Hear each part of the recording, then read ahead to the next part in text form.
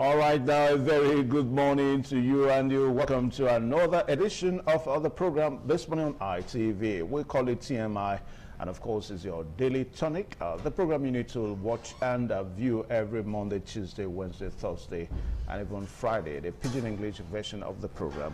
Well, my name is Evan Sunokoge. You're welcome to Wednesday cold morning. And I'm not alone. I have Winston Marshall right here with me. Winston, a very good morning to you. Yeah, what you said, rainy, wet Wednesday. Said that yesterday night. You know, I told you last week when you were like saying August break. You said so. I thought so. I was like, oh, and I told you that, hey, it's too early. So let's see. I think maybe from next week or in another 2 weeks' time. Probably. Yeah, we'll begin to experience August break and all that and see how it goes. Anyway, we're not alone on this program. We have our Lagos anchors and also Abuja there. And Patricia is right there in Lagos. Patricia, very good morning to you. Pretty Patricia. Good morning, Evans. It's good to see you this morning. And from Lagos, it's really raining and wet and cold. So it's same thing happening in Benin. Something in Benin too. I mean, it's wetty, raining, cold since it's rained almost, it drizzled almost throughout the night. Yeah, so this morning. So that's just the way it is. Now we have Joseph Kadiri in Abuja. Joseph Kadiri, good morning. A very good morning, Evans. Good morning, Wilson and Patricia. Abuja is a bit cloudy. The degree Celsius is 29. Well, we're hoping that it will rain later in the day. All right, now, so let's see how it goes. It will rain later in the day in Abuja. It's already raining, drizzling here in Benin City. And of course, we've been seeing and hearing the reports of how flood has taken over some certain areas around Oko-Ogba Road yesterday, Central Road to be precise, off Airport Road in Benin City. We had a report of many residents complaining that flooding has taken over their vicinity. So it now behoves on people to leave for the rain. How do I mean? Ensure that your drainage are well cleared so that water comes and it takes its right way, and that's just the way it is. Anyway, Patricia, let me bring you into the program again one more time. What are you looking at this morning in Lagos? Okay, Wilson, thank you so much. We'll be looking at President Bola Tinubu's snubbing the South African envoy that came over. But we saw that the minister meets the South African envoy. So we're going to be taking a complete look at that and have the reason why the president snubbed them and then what the discussion with the ministers looks like.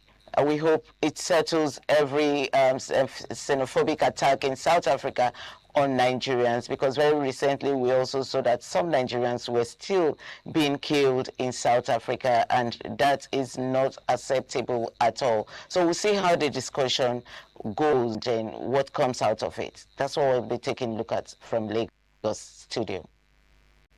All right, so it's almost a double jeopardy case for some Nigerians in South Africa. We understand that they are landlocked, because they overstayed their visas in South Africa, so they cannot present themselves, to authorities there, or else they'll be arrested. So that's the situation in South Africa, and it's coming against the backdrop that the federal government is saying that they have completed the repatriation of, willing Nigerians to return back home from South Africa. Joseph Kadiri, so what are we looking at in Abuja?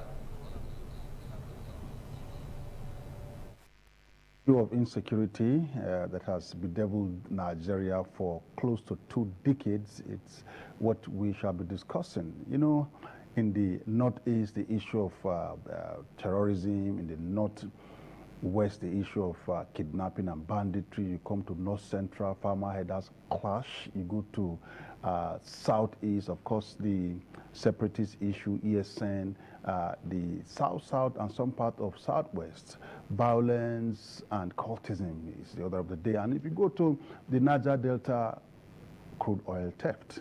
So all of these have had ways of affecting lives of Nigerians, affecting education of children, the issue of healthcare is, badly delivered to the extent that at a point UNICEF declared that about 2.5 million children in the Northeast are severely, acutely malnourished. If nothing is done, they'll die. So these are some of the issues accompanying insecurity, and we hope to delve into it with a way, of fashioning out measures of, resolving it going forward, especially when President Bola Tinubu announced 28,000, persons to be injected into the military.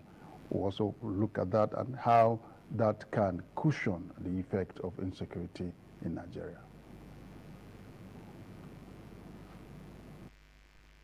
Yeah, here in Benin, we're going to be looking at yesterday's, appeal court in Abuja, reassuring the appeal court in Abuja yesterday nullified the Federal High Court's ruling at ADC, and I think about four other political parties so that they have the right to be registered. Yes. So,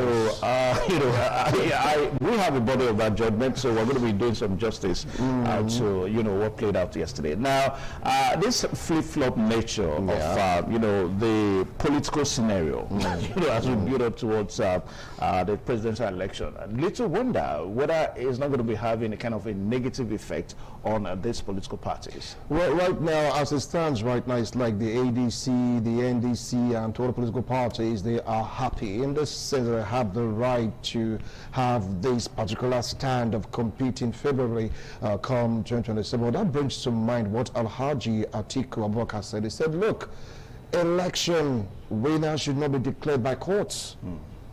Party registration should not be declared by court, or let's say sorted out by court proceedings. It should be done according to the tenets of democracy, which is government for the people, by the people, and of course, the people are always involved. Let INEC stand up.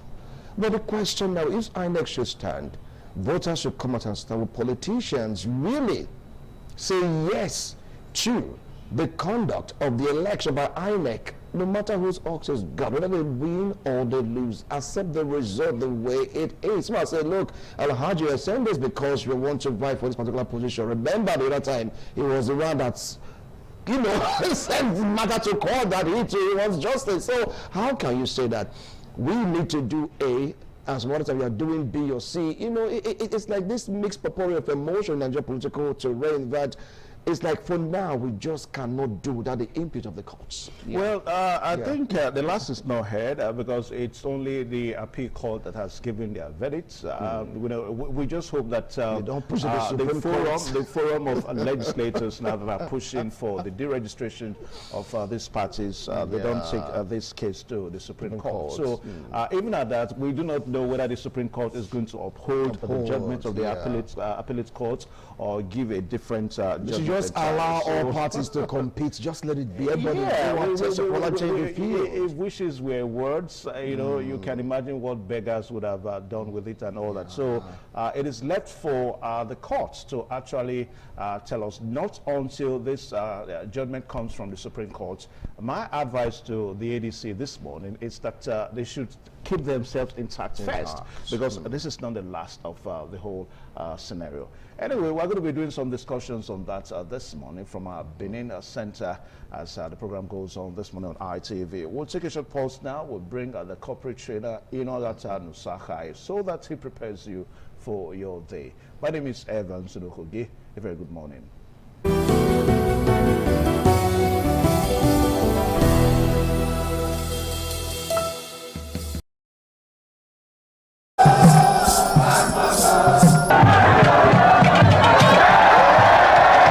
Some days, there comes the Ugemobo Festival, which the Oba celebrates outside the palace gate. A pavilion is built of red cloth where rites are performed to drive away all evil spirits still unsatisfied by the year's sacrifices. The Ugemobo Festival is to commemorate an event in Benin history which dates back to 1504 AD.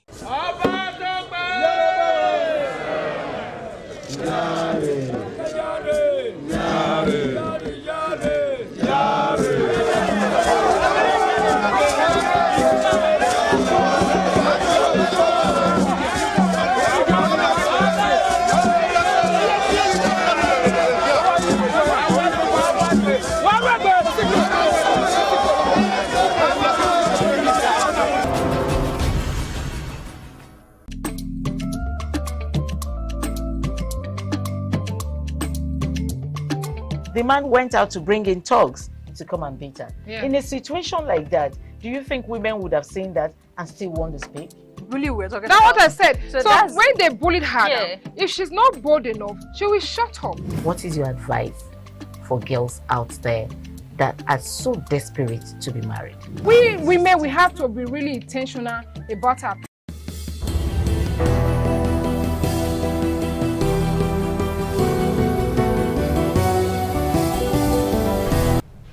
Inwarata Nosahai, Istima Amiebone, and I especially welcome you to this segment of the program. Now, as long as the earth remaineth, the conversation on leadership will continue. It is a never-ending conversation, and that is why we have been on the series on the topic, different leadership styles and their impact on workplace dynamics. And this morning, we are going to look at a very unique angle to it, which we actually started last week. This is the last Wednesday of the month of July 2026. Is the 29th day of July 2026, and the focus on this major topic, which is different leadership styles and their impact on workplace dynamics. The focus today is effective policing with cohesive and affiliative leadership styles. Effective policing with cohesive and affiliative leadership style. In other words, how can the police force, the police institution, engage these different leadership styles, to drive productivity and team effectiveness in their institution, and we are going to use a case scenario perspective to look at it as we have been doing. Effective policing with cohesive and affiliative leadership styles. Cohesive leadership style is that do as I say model of leadership approach. It is do as I say, it's a command and control style of leadership, and it is very useful when it comes to resolving crisis, managing emergency. It is very useful when it comes to handling matters of serious discipline, and the downside of it is that when you overuse it, people may feel micromanaged, they may feel that you are overbearing on them, and that can lead to team discouragement that can make them to just start lagging behind. But it is very useful, very important in managing emergency, resolving matters of indiscipline, making sure that crises are quickly resolved. Then the affiliative style focus on building team harmony, it focus on building the relationship. The affiliative style is a people come first leadership attitude template or model, and it just ensures that there is team harmony, there is trust, for one another, and then the team has fluid collaboration.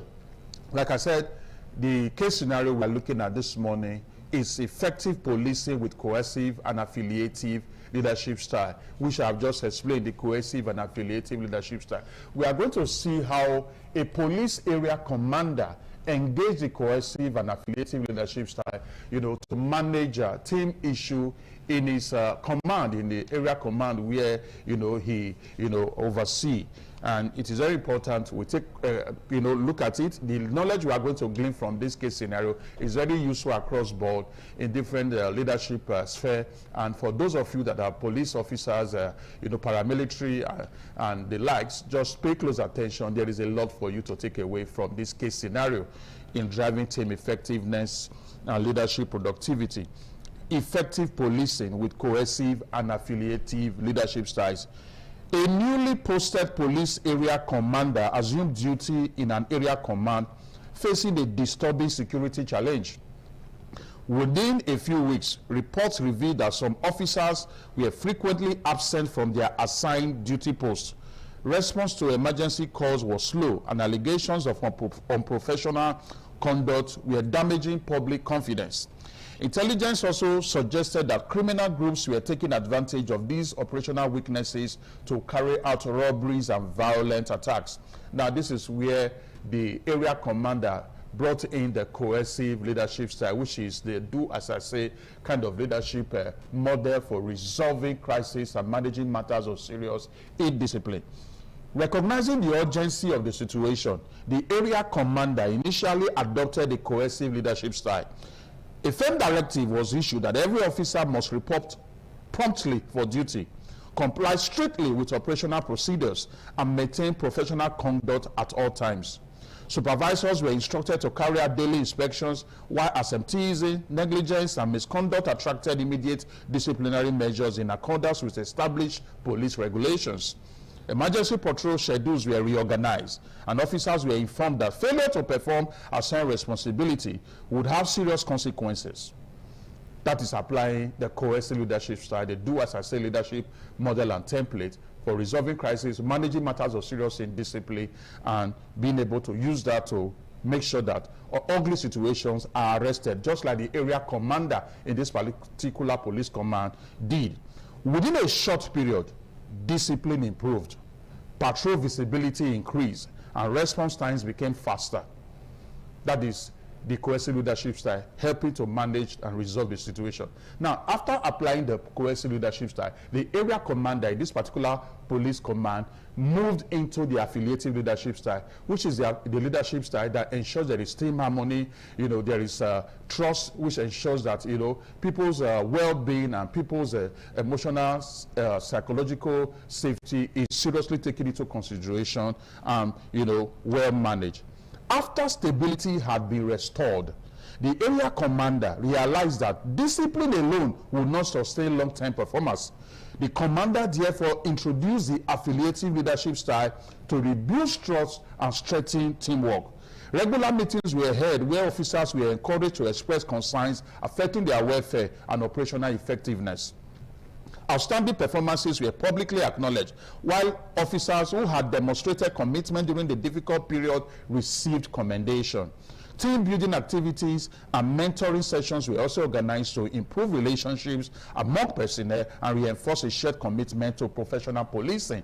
That is bringing in the affiliative leadership style to balance what the cohesive leadership style have achieved, and then be able to ensure fluid collaboration in the team. And the affiliative leadership style is focused on building team harmony, making sure that the welfare of team members are looked into in order to give them that sense of belonging to be able to be committed to the success of the team. And that is exactly what the police area commander in this command did in this case scenario. The combination of firm discipline and genuine concern for officers' well-being transformed the atmosphere within the area command. Morale improved, cooperation among divisions became stronger, and officers became more committed to serving the public professionally. Community confidence also increased as residents observed a more disciplined, responsive, and united police response. The experience demonstrated that while cohesive leadership can restore order during periods of crisis, very important, affiliative leadership helps sustain performance by building trust, loyalty, and teamwork after stability has been achieved. Now, what are the two leadership lessons we can glean from this case scenario, from this particular area commander? Leadership lessons from the case scenario. One, effective leaders know when to be firm and when to be compassionate. Very important in leadership. Effective leaders, they know when to be firm, just like the area commander did in this case scenario when he assumed duty in this particular area command, and then they also know when to be compassionate in order to balance the leadership style, because in leadership there is no one size fits it all. You should know when to transit from a particular leadership style, having achieved the goal of that particular leadership style, to another leadership style, to ensure that you don't become a dictator, you are not seen as overbearing, you are not seen as micromanaging, and then be able to ensure team effectiveness and team collaboration. Effective leaders know when to be firm and when to be compassionate. During period of crisis, indiscipline or operational failure, decisive action and strict enforcement of standards are essential to restore order and protect organizational integrity. However, once stability is achieved, leaders must deliberately shift toward building trust, strengthening relationships, and supporting the well-being of their people, just like the area commander did in this case scenario. This balanced approach not only improves immediate performance, but also fosters long-term commitment, loyalty, and professionalism in the police force and other organizations. Very important. Effective leaders know when to be firm and when to be compassionate. The second leadership lesson from this case scenario, as I begin to conclude, leadership discipline drives compliance, but relationships sustain performance. Discipline drives compliance, but relationships sustain performance. Leaders who combine high standards with genuine concern for their people create resilient, motivated, and high-performing team members. I will read that again. Discipline drives compliance, but relationships sustain performance. Discipline drives compliance, but relationships sustain performance. Don't only just be a leader that just come to enforce discipline. Also know how to connect with your people, and that will make them to be better committed. Leaders who combine high standards with genuine concern for their people create resilient, motivated, and high-performing teams. I believe that profound value has been added to you today. The case scenario we have looked at is effective policing with cohesive and affiliative leadership style. Cohesive leadership style focuses on ensuring that a crisis are quickly managed, they are resolved. It is a do as I say command style of leadership. The affiliative leadership style focuses on team harmony, trust, integrity, and fluid collaboration in the team. And your ability to know when to transit from one leadership style to another makes you an effective leader. I know you want to reach me. Just send email across, that mail across to my email, inuagata@gmail.com. Send your inquiries, send your questions, provide answers to you, and then we build a better leadership society for ourselves. I'll be seeing you next week, Wednesday. And when I return, I will still be the amiable Inuagata no Sahai. Your day is so blessed. Thank you.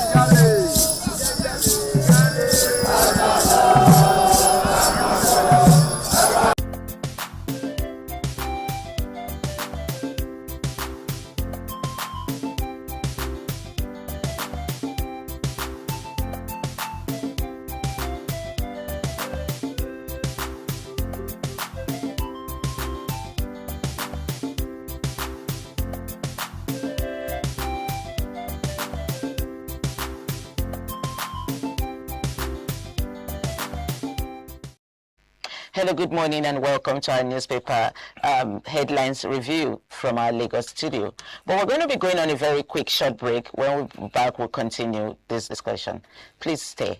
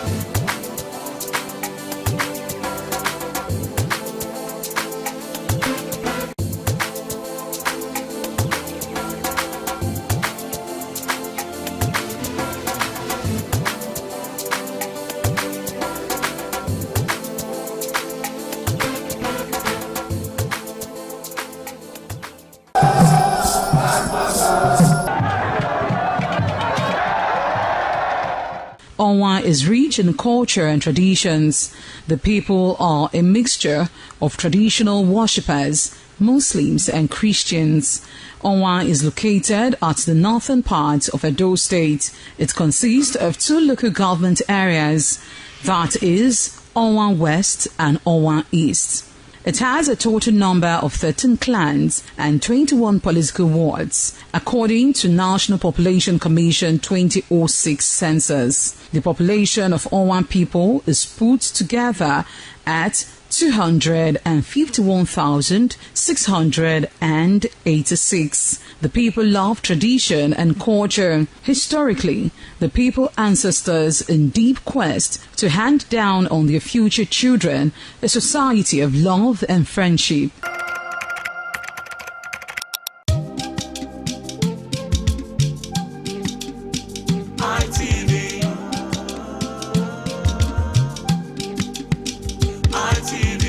ITV, certainly the best.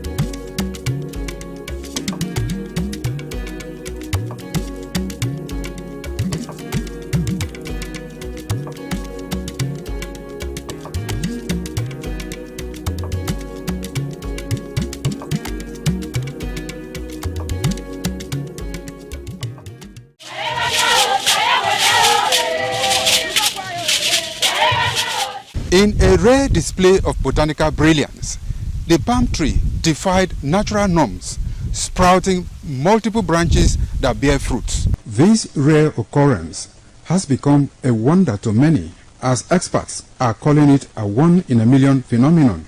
Could this multiple-headed marvel hold secrets to agricultural breakthroughs, or is it simply a freak accident of nature? An agronomist with Nigeria Institute for Oil Palm Research, NIFO Benin. The strange palm tree also raises issues of a blend of science with human interest and cultural significance for maximum impact.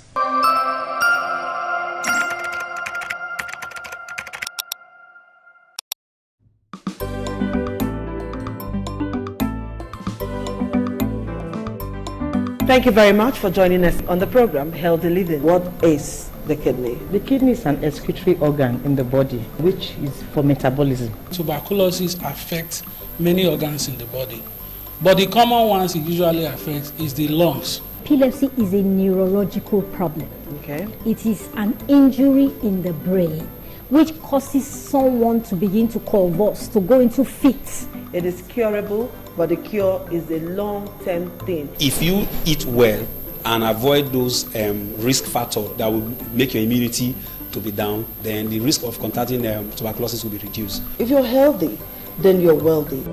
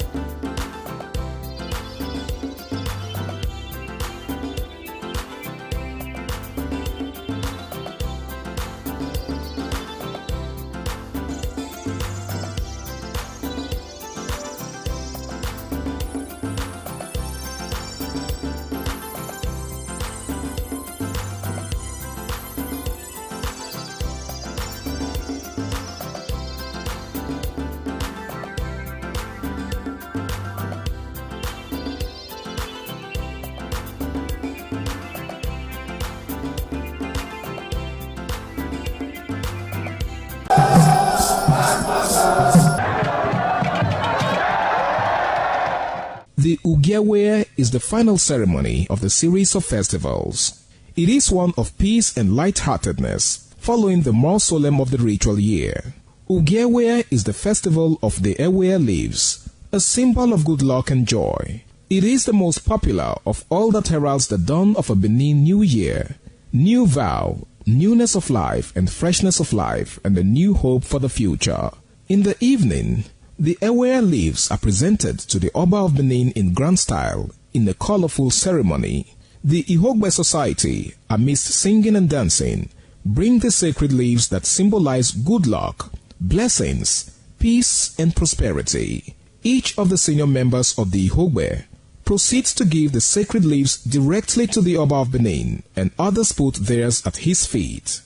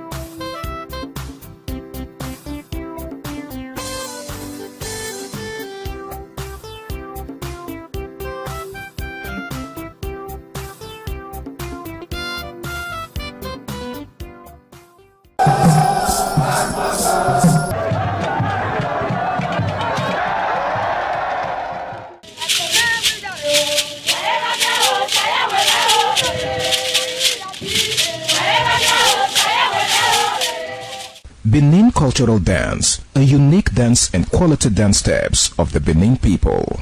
This dance is a vibrant mix of traditions, arts and beliefs, deeply rooted in the country's diverse ethnic groups and their rich history. The dance has artistic expressions depicting the people's history. Benin people have been famous for bronze and brass work, some of which is said to date back from the 13th century, especially ivory and wood carving.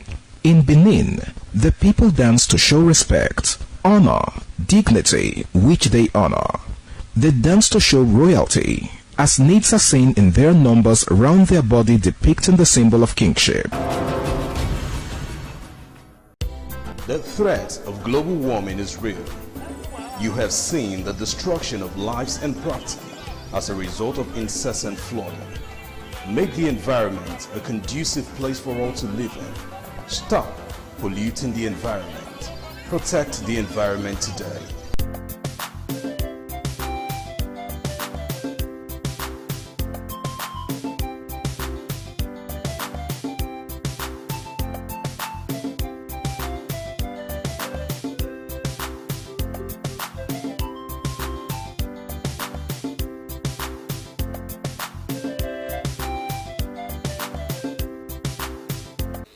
Welcome back to the newspaper review. We're so sorry for the breaking transmission. We're going to be starting this morning quickly with Nigeria Tribune.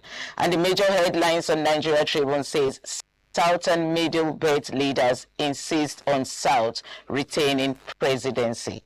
Back state police demand new constitution through federalism. And we have on the top of the newspaper, page 2, Obi's one-term path will shortchange Ndibo presidency. And then also we have 28 days after dusty slash prices of imported vehicles remain high, investigations. Appeal court nullifies order deregistering ADC, Accord, and 3 other political parties. We also have on page 3, repeated currency devaluation deepen poverty as World Bank chief. We also go down, we have Oyo government receives 2 security surveillance aircrafts. And we also have on page 16, again, suspected armed headers kill 15 in Benue.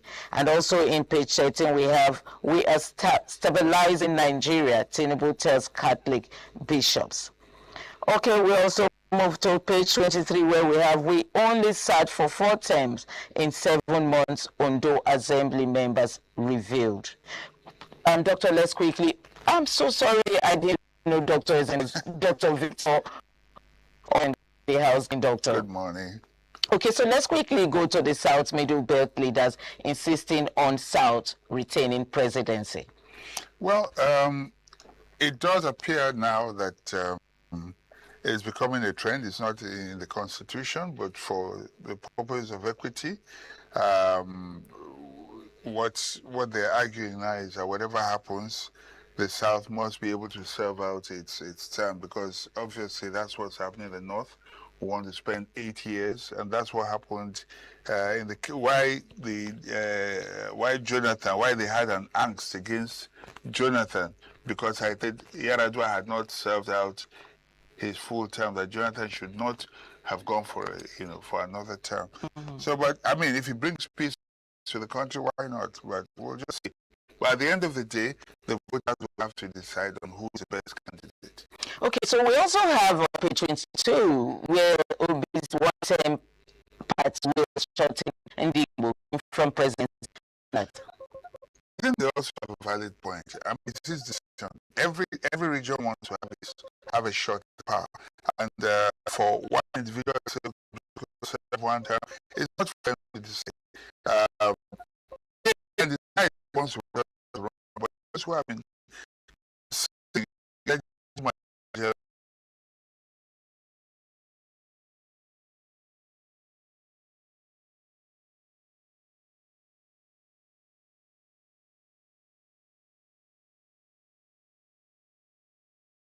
It's an argument that... Okay, Doctor, still on Tribune, we have, we only sat for 4 times in 7 months, Ondo Assembly members review. Is this good for democracy? No, it's not good for democracy, because obviously they're there to make laws. You want to ask yourself, the 4 times you sat, did you review budget? How many sittings did you have for the budget? Did committee meetings sit and all that?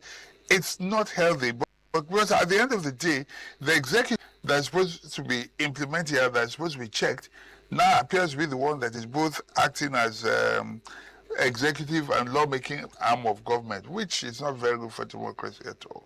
Good. Okay, so let's just quickly go to the Guardian newspaper. The major headlines on Guardian newspaper say gubernatorial candidates, parties unsettled by running mate hurdles.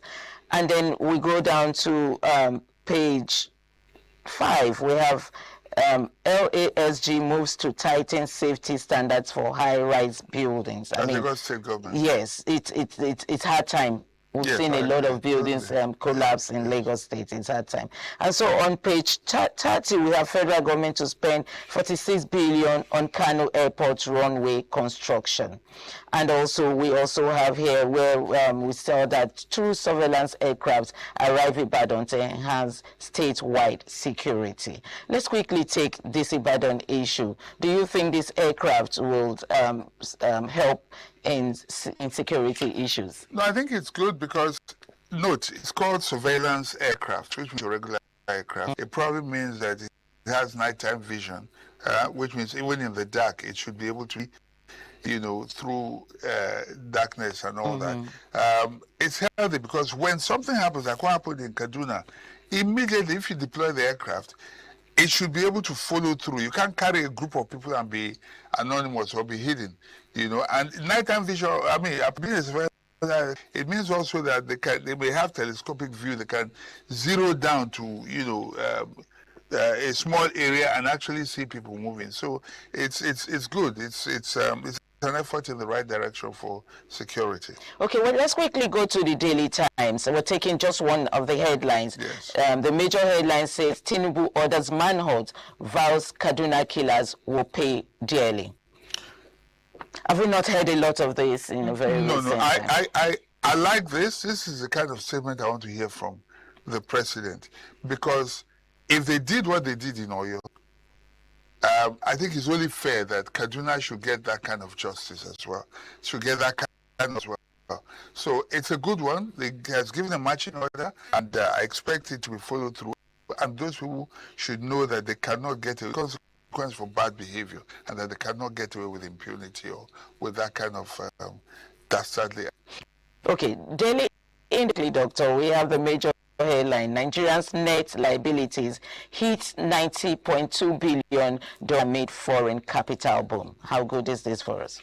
I'm not very comfortable with it because what appears to be happening now is like we're leaving debts for future generation, and even the current generation does not appear to be benefiting from all these debts that have been accumulated.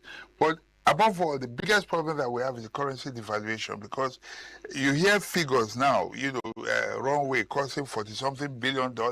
It's all because the Naira has been devalued. So you begin to hear figures that are so big and paying back becomes a problem as well because of currency devaluation. So at the heart of everything is the Naira.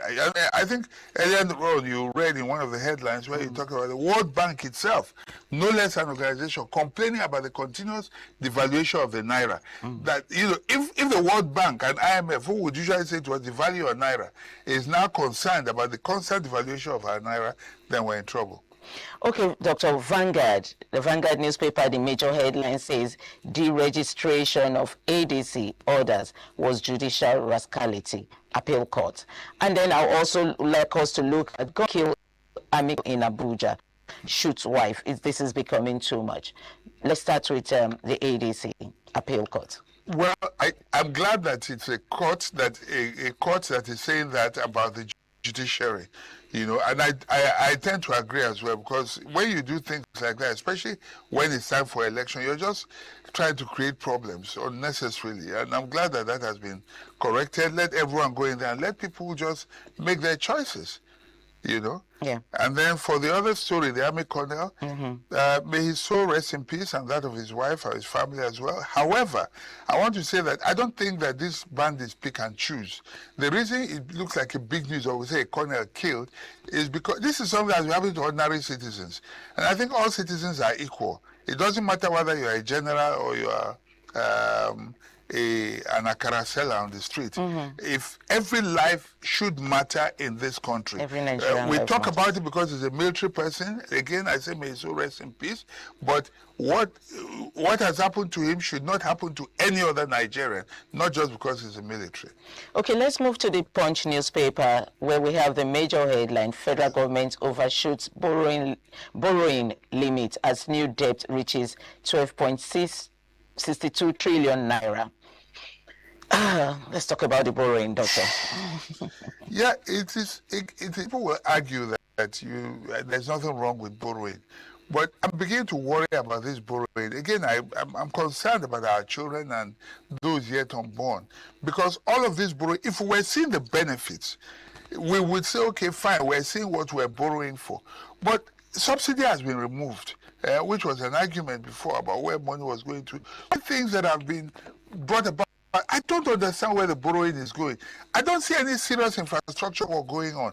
You want to talk about maybe coastal road? There are so many other roads to be fixed across the country. I don't think that is a priority. You know, so this is something that should concern us. But unfortunately, the assembly that is a rubber stamp, that is, you know, that just whatever happens, okay, or your mandate will stand. Let's just stamp it, let it go. And I hope, I don't know, I'm just worried. I'm just worried. And every Nigerian should be worried about it. Yes, I think Nigerians are also worried. We're going to be taking the last newspaper this morning, Daily Sun. And Tinubu talks tough. That's a major headline on Daily Sun. Tinubu talks tough on Kaduna killings. Orders manhunt of perpetrators. Benue Mons gunmen kill 15. At Ugboju community. We've been talking about insecurity, but this is what is catching my attention in Daily Sun. Wike welcomes Fubara back to Rainbow Coalition. How good is this for Rivers State? For me, this is all ridiculous what is going on in that. It's like a comical act, like we're in a circus. Rivers politics, I don't understand. Today you hear that they welcome themselves back. Tomorrow you hear another thing again. I'm not, frankly, as an individual, I don't even care about the jokes between the two of them. They're just jokers. You know, I would just say to the Rivers people, be discerning, know what's good for you, and vote for the right and the best person, the people that have the best interests of Rivers people. Okay, Doctor, thank you so much for the newspaper review. We have to go back to Benin, where the continuation of TMI is. Thank you for having me, as always.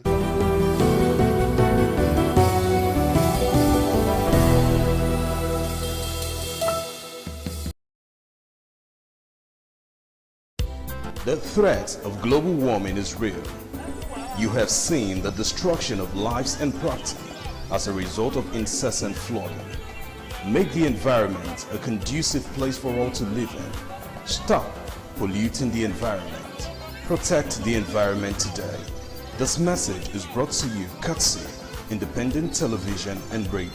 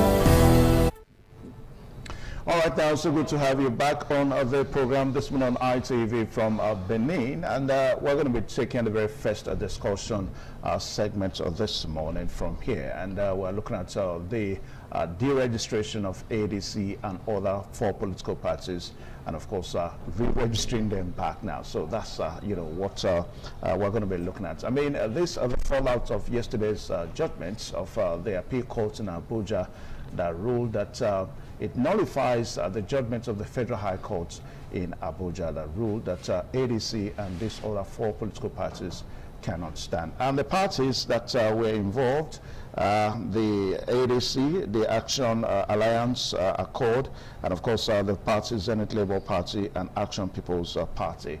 Then the reasons that were given was that the suit was filed by the National Forum of Former Legislators, and the appeal courts held it was not a juristic person and had no legal capacity to sue.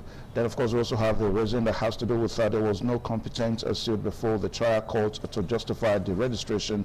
Then also the Federal High Court proceeded despite an earlier appeal court order to stay proceedings. The appellate panel called it judicial impertinence or judicial rascality. So that's just the major reasons that were given. So we're going to be looking at what this implies for the ADC.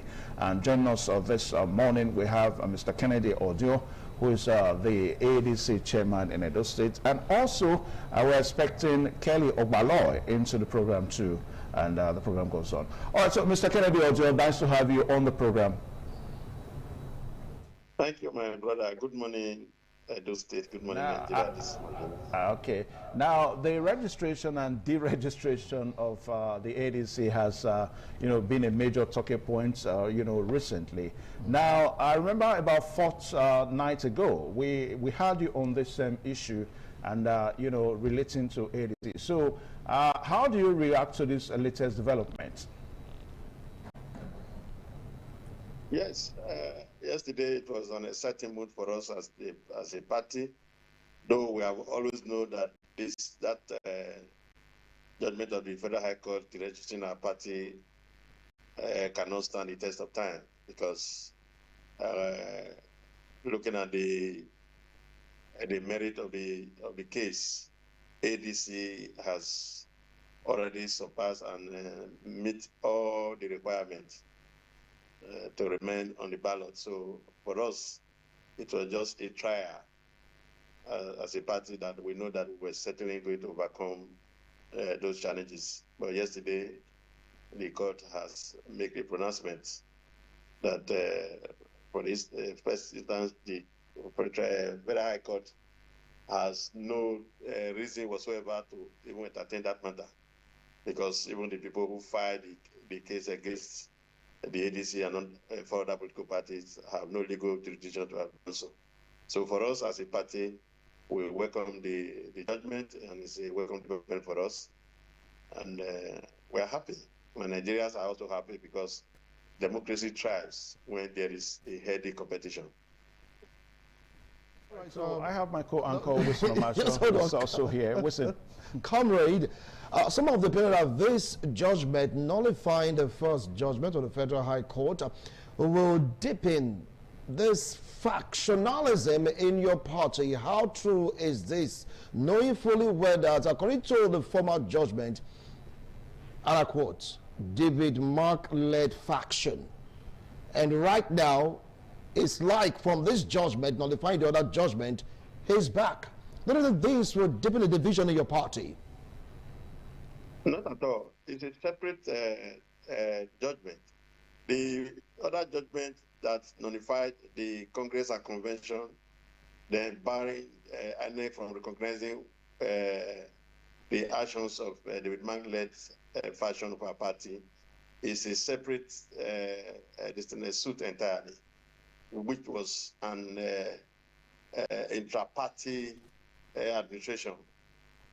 You understand? So this one was the committee they called the forum of former legislature coming out to say the party is not fit to be on the ballot, that they have not met the constitutional requirements, that INEC ought to have registered the party before now.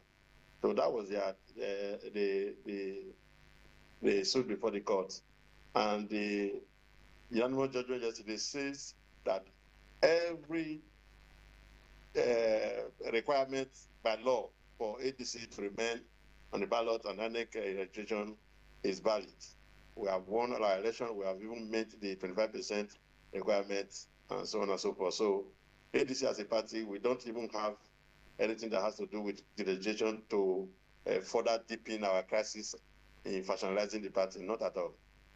We are focused on how to prosecute the campaign for 2027. That's what we are doing right now. Okay. Now, for most political observers, this recent development now seems to, I don't want to say, use the word confused, them, because we understand that about some 15 days ago that there was another appeal court judgment. That's about 15 days ago that says that ADC's ward local government state congresses, that court set aside a federal high court decision on internal party elections and said INEC should not recognize activities of the Mark-led caretaker leadership. Now this whole thing, I wanted to react to this last 15 days judgment, if you like, alongside with the recent development now. The recent development of the Court of Appeal yesterday validates the party's stance to remain and participate in 2027 general election. What happened in the last 15 days, the appellant court heard the judgment of the Federal High Court saying that the David Mark-led faction have no rights, constitutional rights, by our party constitution and the Constitution of the Federal Republic of Nigeria to have conducted that Congress. In short, as a matter of fact, it was regarded as a kangaroo Congress and convention. So that one is a separate suit that was filed by the Forum of Chairmen of the ADC, the state chairman of the ADC, and their executive. So what that judgment states is that the executive of the ADC at the state level remain valid until a valid convention. And what they mean by valid convention is a convention that would be all-inclusive, where all the state chairmen would have been involved. So that was what the court upheld. This one is separate from that judgment. That judgment is they were to exclude ADC from participating in general election. That was their prayer. So the prayer of the Forum of former legislature was to exclude ADC and other four political parties from participating in the 2027 general election. Whereas the judgment of the appeal court for the prayer of the state chairman and their executive was the Congress and the convention that was held by David Mark-led faction was invalid. It was not in accordance with our constitution and the Constitution of the Federal Republic of Nigeria. That was our prayer, which appeal court heard the judgment of the Federal High Court. All right, now as it stands right now, thank you so much for clarity, but does that mean that David Mark's faction is still part of the ADC, or they are not part of the ADC? We need to know. As a matter of fact, we are not saying they are not members of ADC. Every Nigeria have the right to belong to any political party. But as it stands now, in the eyes of the law, David Mark is not to be recognized by the Independent National Electoral Commission.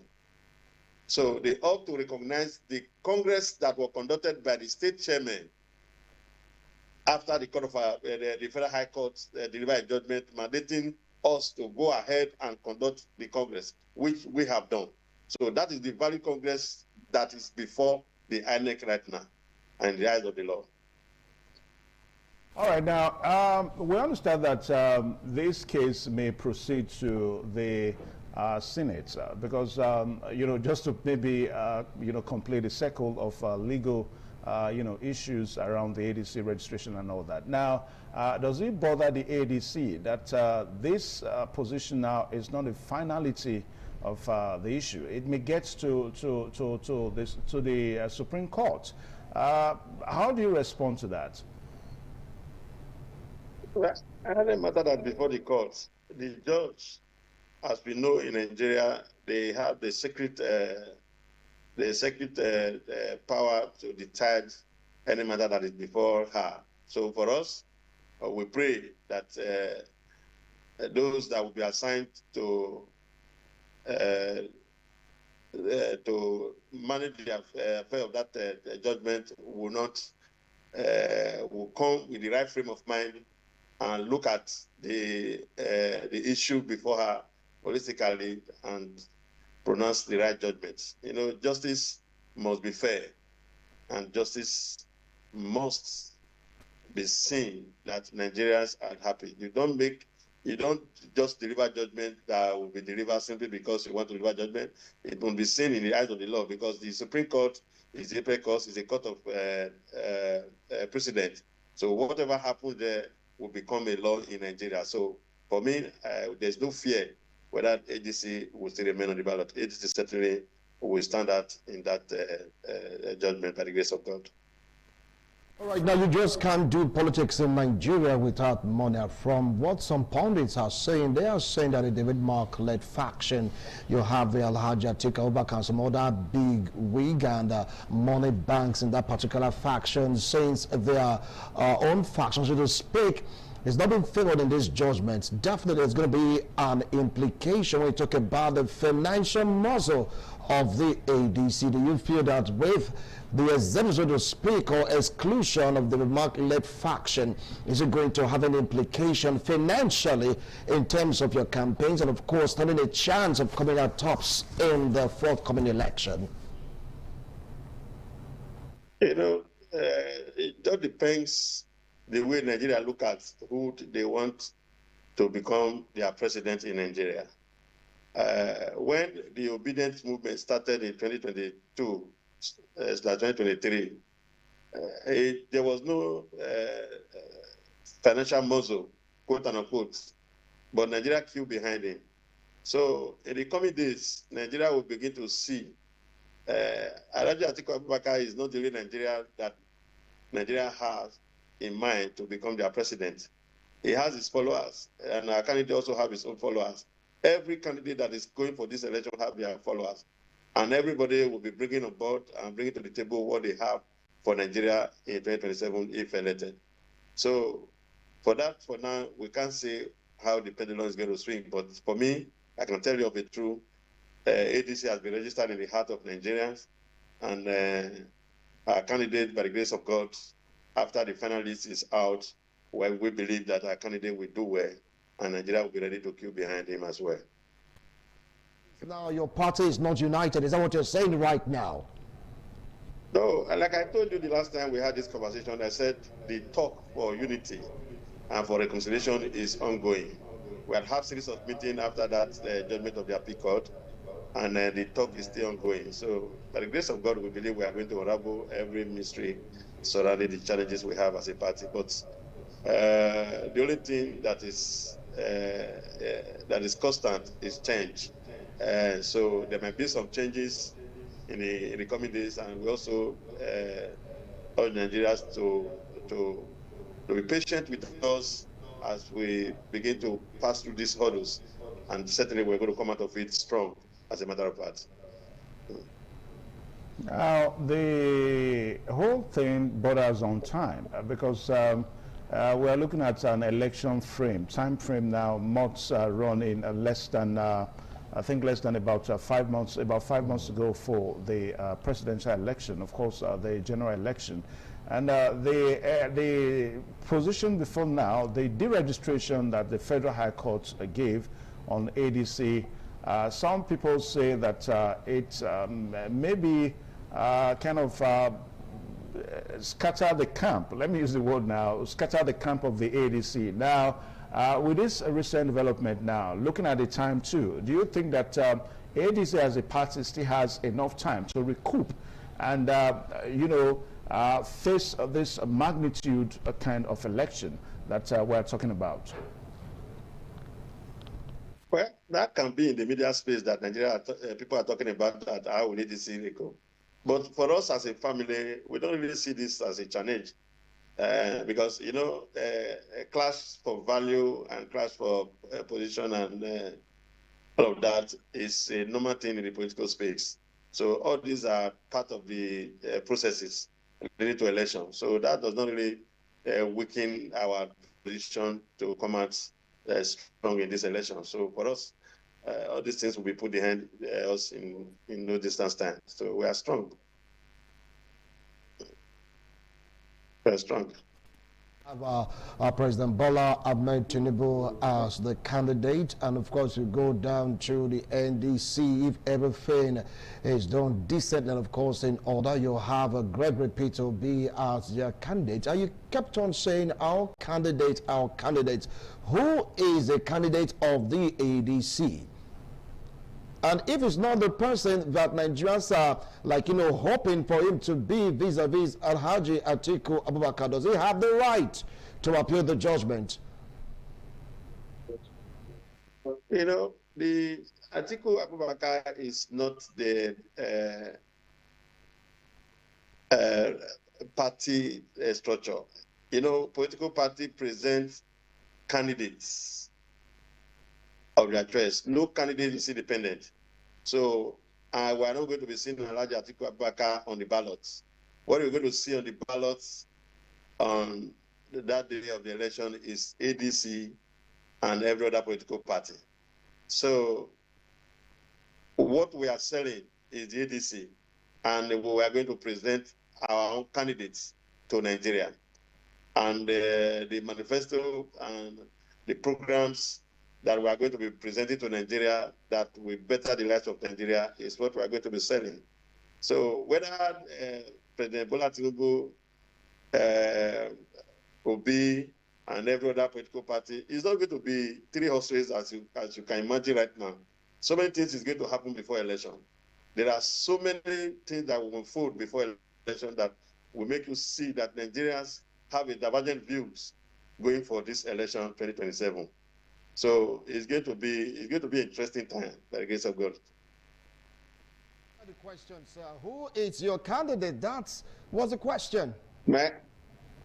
Yes, my candidate as of today is Dumebi Kachuku. That is the candidate we elected on the platform of ADC when we had our convention, the one the court has recognized as of today. That means you have two factions already.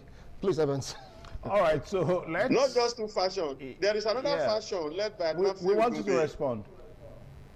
We have another faction led by Bala Nafi Gombe. He has another presidential candidate, Professor Chris Uba.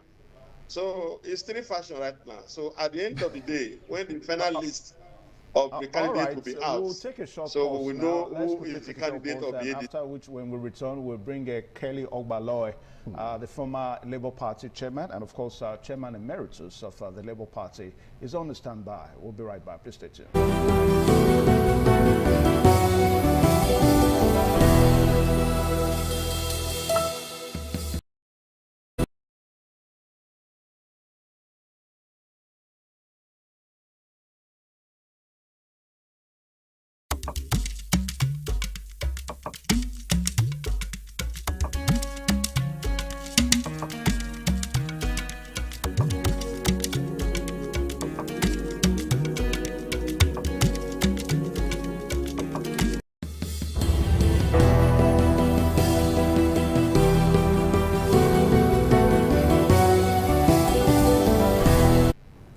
Thank you one more time. The program is still on your television this morning on ITV, and we are looking at the registration or deregistration of the ADC that has been a major talking point politically in the country for some time. And only yesterday we had the appellate court, the court of appeal in Abuja, given a judgment that ADC cannot be deregistered because of several reasons. Now, we have Kelly Ogbaloy, who is also joining us virtually this morning, the former chairman of Labour Party in Edo State and also chairman emeritus of Labour Party in Edo State. Mr. Kelly, nice to have you on the program. Good morning, Evan. It's my pleasure being with you once more again. Okay, now we want you to respond to the developing stories around the ADC as a party. Good enough that they've gotten a laudable judgment by the appeal court yesterday in Abuja. But as it stands now, it looks as if that the ADC is a house that is divided against itself. I mean, take, for example, a situation whereby there are factions within the party, factions loyal to certain individuals, in the party. Now, how does this position the ADC? I mean, vis-a-vis the 2027 presidential election, what does it mean for the ADC? Are they ready for this election at all? Well, thank you again, Evans, and my brother there with you. Well, you see, political situations are quite a dicing, matters that you may not be able to exactly hold to the ground and say precisely this is what is going to be, because in the history, or rather at the culture of politics, is that even when it is worse for a political party you think it's not going to succeed, at the end of the day, they are able to apply internal mechanism and you find them running. And so to that extent, we may not be able to say ADC is quenched as it is now. But I can agree with you that it's debilitating enough for anybody to be scared that the current situation of it will not, is likely to define ADC not to be able to participate actively or to the extent of being firm to win an election as it were today. So, but because these are things that are quite coming with various uncertainties, today the courts will say yes, the next day the courts will say no in Nigeria. So it's not easy to say ADC is completely out. Right, Wilson Marshall. Yeah, well, he said it's not an issue that ADC is completely out, but this also affected the party because you people have the same situation, ADC and 4 other political parties. I believe that your party right now will heave a sigh of it, but do they have factions also in your party that may want to contest the candidacy of Gregory Peter Obi Obaloi? Yeah, but let me quickly correct that our situation is far different from that of ADC. First of all, ADC is quoted by those who took them to court as not who have been able to meet the threshold, the constitutional threshold of 25%, and is conspicuously enlisted as one of those political parties said to be deregistered or deregistered. But that is not the case of Labour Party. Without necessarily going to haggle on this, yes, we have internal issues, but it's not on the records of government that is one of the parties that is said to be deregistered. Well, yes, we have, we can't exactly say a faction now because, yes, the court removed Barrister Julius Abure and installed Nenadi Usman. Now, after which there was a convention which legitimized the position of Nenadi Usman as of today.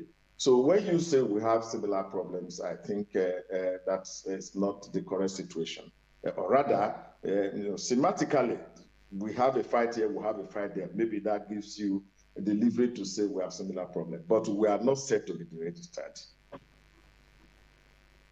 Earlier on, we asked, our guest, who is also on set with you this morning, about the time frame. Whether, as it stands now, if ADC has enough time to still continue to prepare for the election. Because before now, we heard, I mean, for also the media, we hear all sort of things and all that.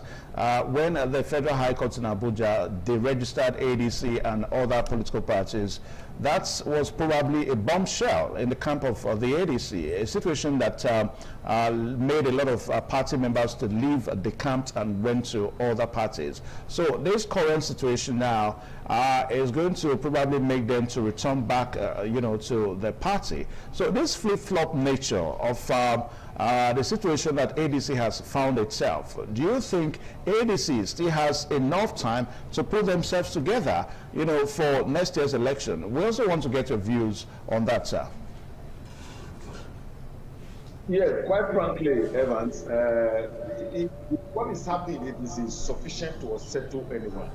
And it's also sufficient to agree that the time limit is so close that you cannot be sure what effort they can deploy, to make themselves, firmly responsible to be part of what is going to happen politically next year. But that having been said, also, I mentioned that, well, it's usually like magic, you know, in a political situation today in Nigeria, that even a political party, which from observation had been seen to be down and out, suddenly springs up because it springs up and it starts participating in the political activity. So that again is not making us to be too sure of what can happen. But literally, yes, the situations are bad enough that anybody can conclude that it requires to participate in the elections. All right, now let's move straight down to Odia. Yes, Comrade Akedi Odia, I hope you're still there with us. Now, you mentioned you have 3 factions in your party. Peradventure, God chooses to answer your prayers and ADC comes out tops. Do you think that it will not end the litigation, knowing fully that you have 3 factions in your party?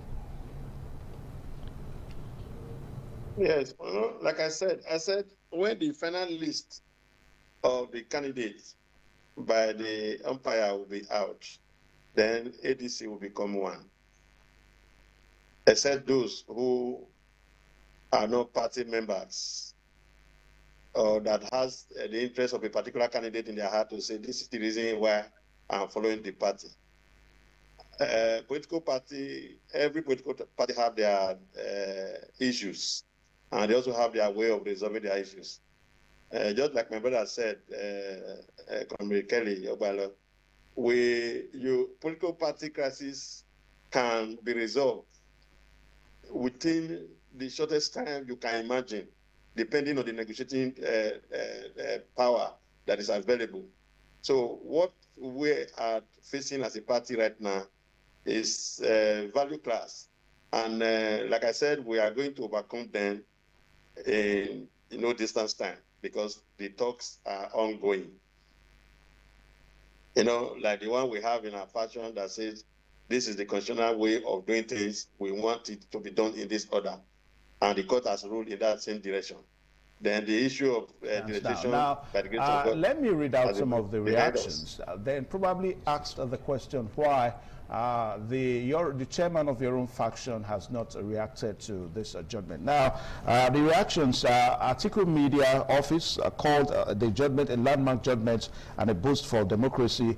Then we also have the one that has to do with IPAC, who hailed the verdict restoring ADC and the 4 other political parties. Then David Mark now, according to you, the factional chairman of the party, he has urged members to intensify grassroots mobilization ahead of the 2027 presidential election. But your own chairman, on your own faction, has not reacted. Why, if we may know? Okay. Yes, actually, our reaction last night, we're having a meeting when that was done. So I believe the publication will be out today. We have reacted. It's just that it's not in the media space last night. So before the close of today, you will see all our reactions and commendation of the appellant court for that judgment. We have done so last night. I'll come back to you shortly. Let's get straight down to Kelly Ogbalo. Well, Kelly, from what Comrade Odio said, he said that this is not going to be a 3-horse race like it was in the last election. At this time around, it might just be a 4-horse race. What do you feel about that? Is it going to be a 3-horse race or perhaps 5-horse race in the forthcoming election? Kelly. Well, whatever race that will be, I think the holders of the party, like Odio, my friend there, will understand it better, what kind of race it will be. It will not be for me to be able to know exactly. But from the layouts, yeah, it's not a simple job. The races are 3, it's already multiple, and so I don't know how that is going to contend with the situation of 3-horse race within a party. But however, he has also mentioned, just like I alluded, that where political party have, have very elastic resilience, to get things done within their party. That mechanism of getting settled very quickly and falling into duties is always been inherent in the operations of political parties. So for me, whether it is 4 or 5, horse race, as it were, there's a contemplation, and the people there are very optimistic that it will ultimately reduce to a single horse race at the end of the day, when the publication that will bring the candidate of the party out. Because at that point in time, the result is that you will be working for the party, notwithstanding who is the candidate at this time around. So for me, determining the races that will be at this time is at the behest of the political party, like it's said by Audio, who is on the set as well. Kelly Ogbaloy, apart from Ademola Adeleke, that's the Osun State governor that has come out to react, I mean, he also praised the judgment because this judgment has saved his own party, that's their core party. Now, other political parties that are involved, they seem not to be interested. I mean, we really don't hear anything, we've not heard anything from them since this judgment. Now, what do you think is going on in their minds? Are they trying to leave it up for the ADC? After all, maybe the ADC at the end of the day may not be able to contain the All Progressives Congress. That's the ruling party in the country. I mean, their silence is kind of suspicious. What do you think? Well, yes, I think silence is suspicious. Yes, that is the way it should be taken, because one, silence may not ultimately mean, in the old understanding of it is that when you are silent on an issue, you may just been acquiesced to whatever is brought. But in some circumstances, to be silent means deep thinking, planning inward strategically, so that whatever you want to do will not be seen immediately until it is executed. So on the part of those political parties, I am thinking that, yes, they may not be answering or making statements or go into outright media discussions on this matter, but they have an internal planning of what to do about this. But again, I would say that however deep-rooted their planning may be, why they are silent, it would have been much more reasonable to at least make a statement. So for me, I am unable to be exact on what is the reason why they are not, coming out to either hear the judgment or deny it. I won't be in position to be able to say that exactly. But I think what would have been normal, ordinarily, is to speak up on the matter. All right, let's move straight down to Comrade Kennedy Audio. I believe that you are still there. Now, there is allegations leveled against the ruling All Progressives Congress, saying that they do have a hand or two in what is happening in other political parties that led to this litigation. Now, from this judgment, can you now say whether or not that the ruling party is really behind this?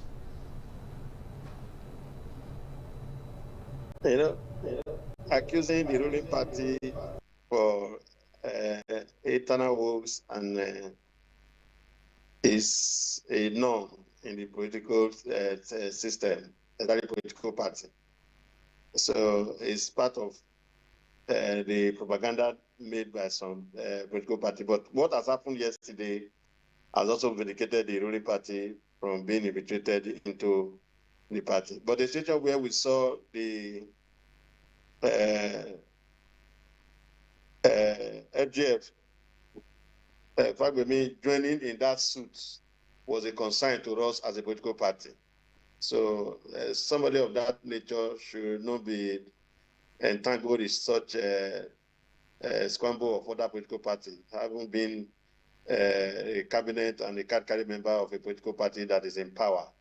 So that raised a lot of concern that people would have seen him, the to the General of the Federation now joining a suit to deregister other political parties. That means your interests and the interests of the APC is to see that no political party exists. So it was normal for any political party to take in that direction. But yesterday, the court has redeemed myself from that insinuation and perception in the space that they are not biased and they are going to follow what the law states. So for us yesterday, that has been laid to rest, except the Supreme Court will pronounce otherwise. Now, some analysts are of the opinion that this judgment is probably a time for the ADC to put themselves together. I mean, as it stands now, I mean, we hear of coalition, you know, among political parties and all that. Now, so what they are saying is that this is a time for ADC to coalesce. I mean, for the separate camps to come together so that it can be one entity. What's your words to that? What are your reactions to that?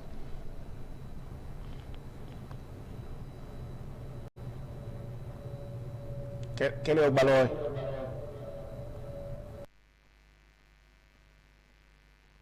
Now, Wilson Marshall. Yeah, I think you can direct that question to Comrade Kennedy. Kennedy Audio. Yeah. Now, Comrade Kennedy Audio, are you still there?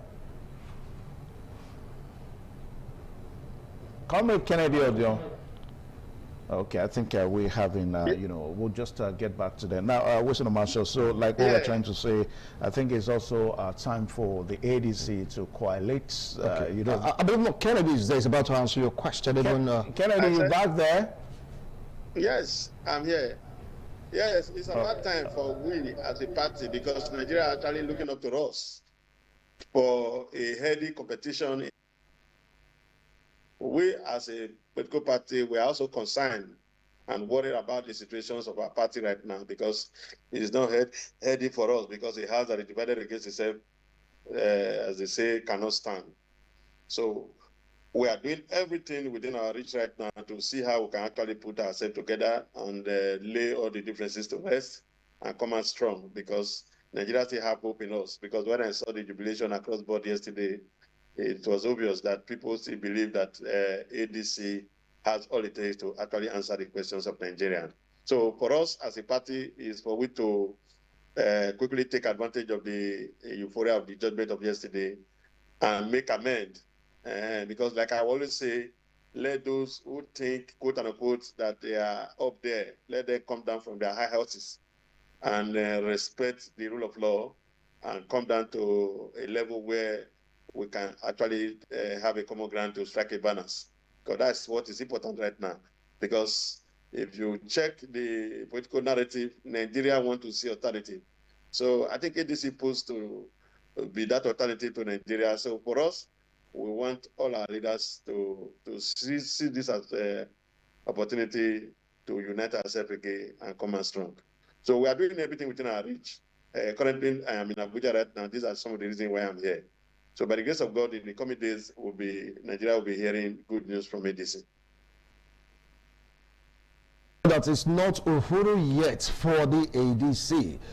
For instance, you mentioned a name that belongs to the APC that was part of that suit. Someone saying that, look, this might just be a kind of a pleasure to speak to make you feel as if you are there, of which you might not be there. Talking about coalition, you as a chairman of the ADC in Edo State, of course, take a look at Nigeria, get to realize that the numbers, or will I say the weight of ADC is not enough, so to speak, right now to really give the ruling party APC a fight for their money. Now, what is the probability of you forming a coalition with other political parties to have a stronger base to at least stand a chance of, you know, standing toe-to-toe with the APC, knowing fully well that Gregory Peter Obi, that was one time a member of the ADC, chose to pitch camp with the NDC? Follow the trajectory of our elections. You will discover that what happened 6 months to election, what happened 3 weeks to election, and what happened 2 days to election, and what happened the eve of elections are things that you cannot imagine. So for we to say this is what is going to happen in the 2027 election race right now is still a talk in the air for me, there are enough time for Nigeria to still decide who they are going to vote for in 2027. So many things are still going to happen that you'll be surprised that, how come this thing happened like this? Because Nigerians are people that rationalize a lot. They have their mind. So I believe when the campaign starts properly, you begin to see things unveiling. So there are so many things to talk about. Issue based that Nigeria can see and hold on to, that this thing, if delivered on such mandate, Nigeria can be a better place for every one of us to live. So by the grace of God, we are doing all of this. We are putting all our machineries in place. Everything, the scramble in ADC does not stop us from planning ahead of time. So we are still planning. So those all those you are seeing, they are just in the space, and the medias are the one who are preparing them. For us, we are already seeing them behind us, as a matter of fact. Kelly Ogbaloy, I little wonder whether we still have you there. Mr. Kelly Ogbaloy.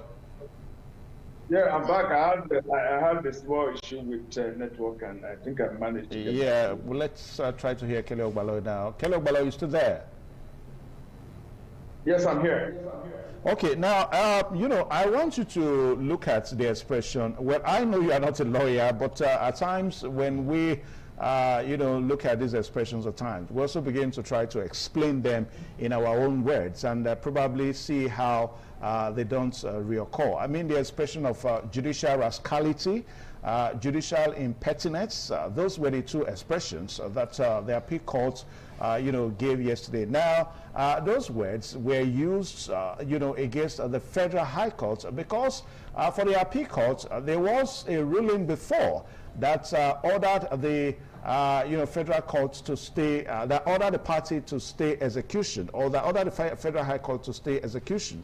But the Federal High Court still went ahead to deregister these parties. Now, my question is, shouldn't there be some level of, I don't want to use punishment now, but some level of bringing, this situation, under control, so that, because we're looking at something that went with time. Money was spent, time was wasted and all that, and at the end of the day, we are saying is judicial rascality or judicial impertinence. Well, you have also captured it when you say I'm not a lawyer. Of course, I'm not. Well, rudimentarily, we are able to look at things and make opinions, not necessarily because we are lawyers. I think it was a face saving from the courts, because whether you call it high court, appeal court, whatever, you have judges there. And then these lower courts are supposedly supervised by the higher courts, as the case may be. So for the appeal court to come and tell the world that what happened in lower court was judicial rascality and all the rest of it is face saving as far as I'm concerned. Because in some circumstances, if you historically want to look at what is being happening, you find that there are several occasions where even the appeal court goofed itself. So I think the judgment itself is likely to be serving a purpose, if you ask me, because in the way they came, they cannot, be using such languages. In fact, again, it is determined to confuse the public the more. That's the point I make here, because. When they have all goofed, they try to again come around and tell us some English to placate. Otherwise, why will a high court, who is already aware that was a stay of judgment, have to go ahead and give judgment ultimately on the same matter? Why? And then if that is grievous, is it the judicial rascality alone that should be the penalty for such gross misconduct by a court?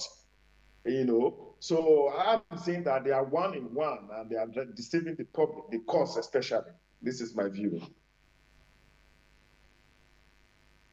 I'd like to throw this question to Comrade Kennedy Ojia. Remember, Alhaji Atiku Abubakar said something, was it yesterday after the judgment, that politics or democracy should be left for the people to decide without court's interference. Do you feel that this will work? Knowing full of politicians in Nigeria, they have this penchant of always running to court if it doesn't favor them. Do you feel that Nigerian democracy can go without judicial interference?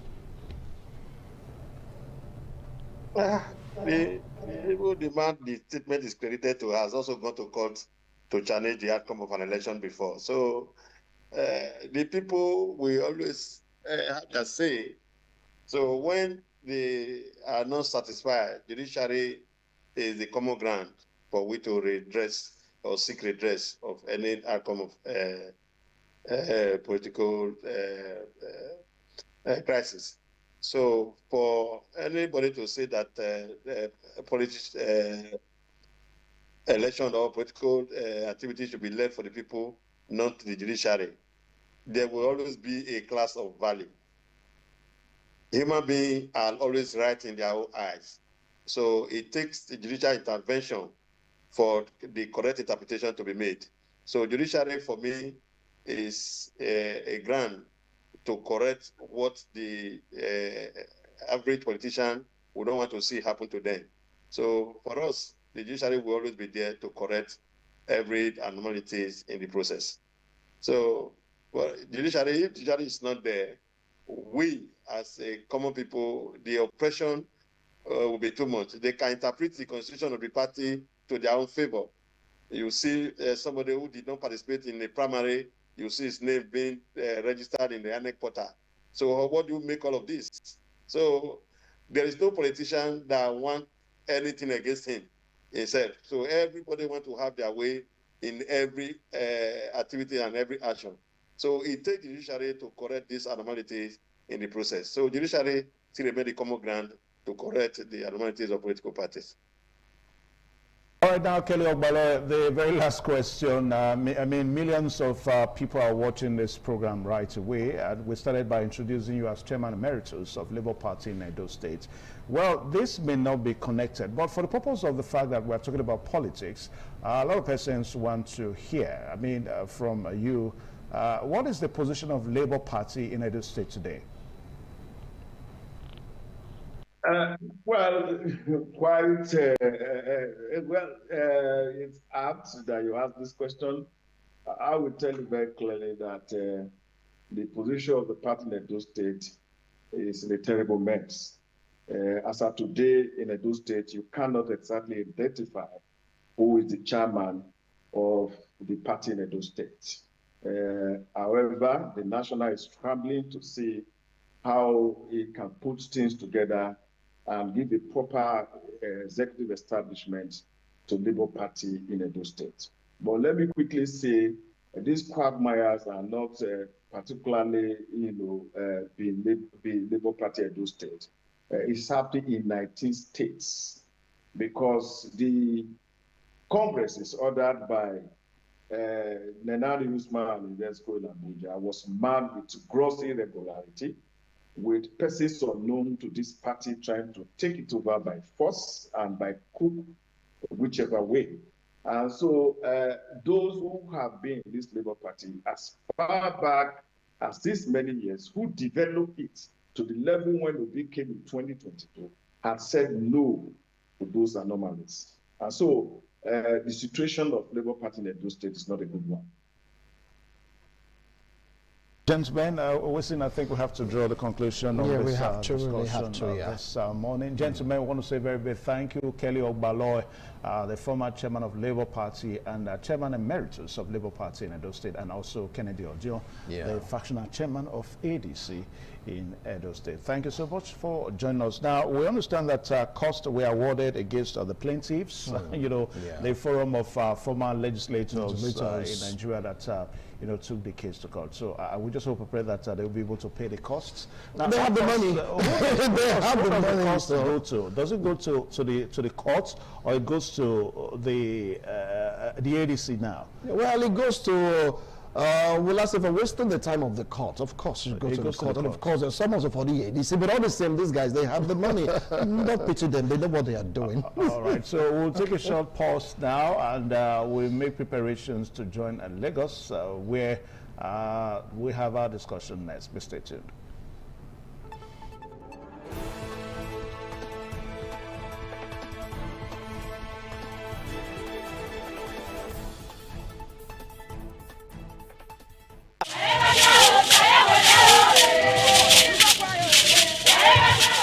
In a rare display of botanical brilliance, the palm tree defied natural norms, sprouting multiple branches that bear fruits. This rare occurrence has become a wonder to many, as experts are calling it a one-in-a-million phenomenon. Could this multiple-headed marvel hold secret to agricultural breakthroughs, or is it simply a freak accident of nature? An agronomist with Nigeria Institute for Oil Palm Research, NIFOR Benin. The strange palm tree also raises issues of a blend of science with human interest and cultural significance for maximum impact.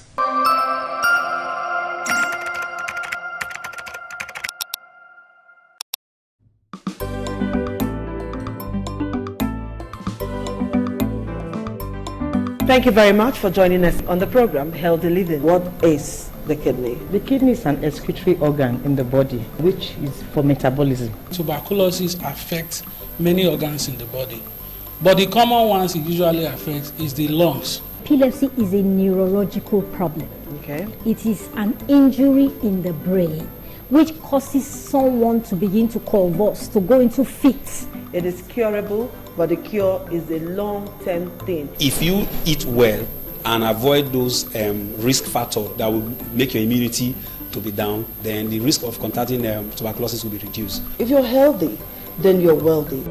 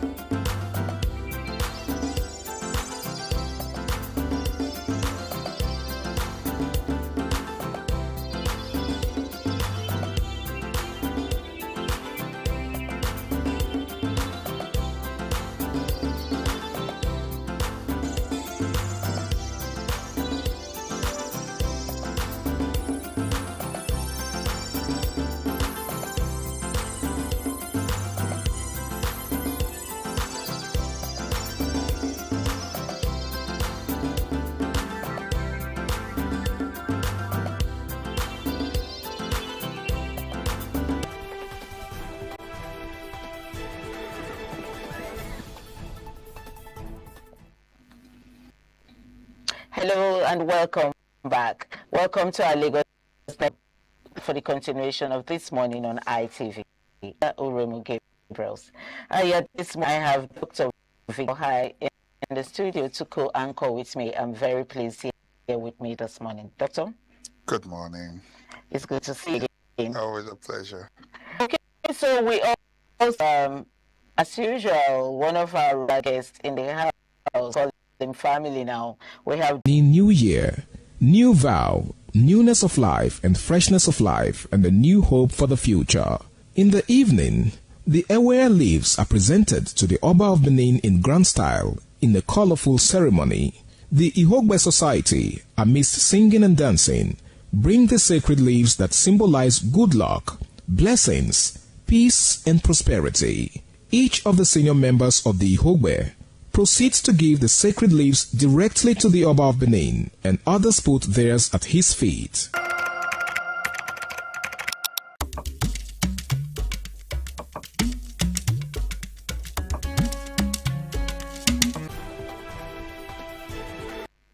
What will you say the significance of, or what diplomatic message has the president sent to them in this snubbing? Do you even think that, I don't even think that they picked any signal from it. I don't think so. And I'll tell you my reasons. You see, when we are discussing this money, started close to 2 decades now. This as far back as 2008, when this xenophobia actually started. And over time, it has grown. Between 2022 and 2025, we have it more terrible. This year only is just too, crazy. So for them to even think of coming, these are the things they should have done. Don't forget that I think sometime in October 2025, my memory serves me right, we also asked some envoy who also came, and they had a meeting, I think, in Abuja, where they came up with a warning mechanism resolution, sort of, whereby whenever this kind of thing will come, the government will alert Nigeria, and they will go into some kind of, conversation and see how it can be averted or properly managed. This was around October 2025. And these people have laid back. When this incident came, that aspect of that conversation was not brought into light. Nigerian government were not in the picture. We were even trying to see how we could communicate with them, but the situation kept pushing until we got to where we got to. And then coming to the fact that, at some point, sometime in June, they were now giving June 30th. For me, this is a large window for the government of South Africa to actually have done something, because they have the political power, they have the power of the law to have put in place in motion. Diplomatically, there are ways, if you want to inject illegal immigrants in your country, there are appropriate way to do it, not this, pattern. So for me, I just feel like you don't allow things to get damaged, allow the milk to spill, and then you want to come and sit on the round table. The one we've done in October, what is the outcome? This is where we are. And then they still have the nerves, to come in and say they want to have a conversation. For me, I feel like the government of the day is even lenient to them. We should be more harder. Okay. So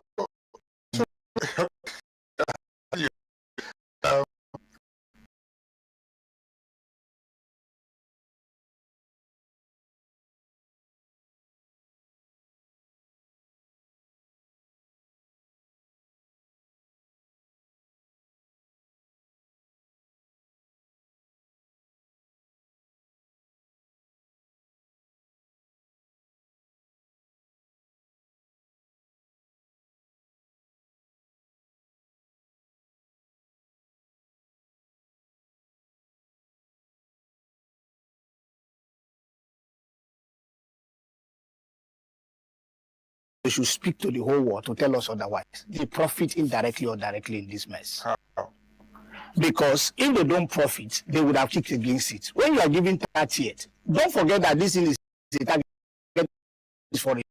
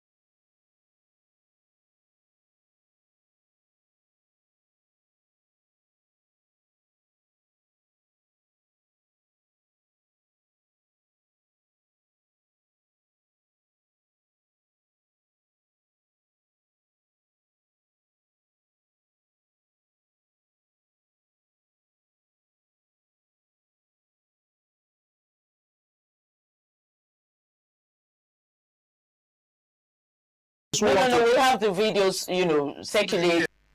Some Nigerians who overstayed their visa and wants to come back. Yes, that's what I'm trying to say now, that the government of the day, which is the government of Nigeria, they should come up with a more strategic way of lifting Nigeria, not just only in South Africa, but in any part that there is crisis that is similar like this. Well, there's a way we respond to things. We are not proactive in this part of the country. We only want to react when the damage or the havoc has already been done. Otherwise, between that June that they gave the other people from that country to June 30th, it's enough time, enough window if we have a plan, a policy that will always take Nigerians out of, trouble whenever it comes around the world. Other nations have them as a system. The moment it starts, before it gets to that heated, time, there's a lift, of those people who wants to leave the country. So, but unfortunately, this is again where we find ourselves, that the government of the day is also part of the reason why they are doing what they are doing. But the government of the day said they have, lifted those Nigerians in South Africa that are to be lifted back home, and they've done that, and that chapter is how did they come with the numbers and the people that they said needed to be lifted? What measure did they put? What was the yardstick the federal government used? Okay, so because we have Nigerians there. Are you saying that those ones who are there are not Nigerians, or we have denied them? There should be a system. No, even if you have even if you have a plan to lift 500 and you realize that you have about 105, if you can be sure of their nationality, why not leave them? If you have a problem with them, when you bring them here, you treat the problem. But you don't leave them in the midst of the crisis simply because you feel that you have lifted some. They are Nigerians, for crying out loud. Okay, it's okay to get emotional and get worked up. I don't know. Nigerians, but I want to.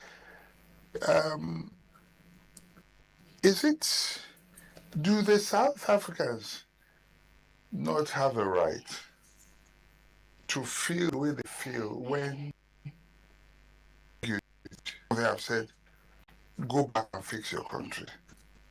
Okay? Leave our country alone. Their anger, people come, they are not documented, and they remain. Nigeria doesn't think to Ghanaians. Do the South Africans not have a point to say with people who are not come and oversee, who are undocumented, probably not being productive or adding to our economy? They have the right, but there should be a diplomatic policy on how to get those people out of your country, not by killing them, not by seizing their businesses, by destroying, by looting their businesses. That method is wrong, and what is wrong is wrong. Okay. Can you suggest what that method should be, how this should have been done? Okay. This is not the first time. It could have been Nigeria, for instance. They could have been the ones here. How do you think the government should have handled it? Even in America, we have people who had gone in, they have not come out. We have them in Europe. Did they kill them? No. I'm trying to respond to what you asked me. Is it by killing or by looting their businesses? No, not really. There should be a measure. This is exactly what we are saying. You see, South Africa is just unfortunate that even if they were going to do this, but not to Nigerians, these are the countries who stood and fought for them when they were helpless and hopeless. No, I think that for me right now, that is over. That's been overstated. It's taken for granted that Nigeria, but you cannot keep quoting that forever.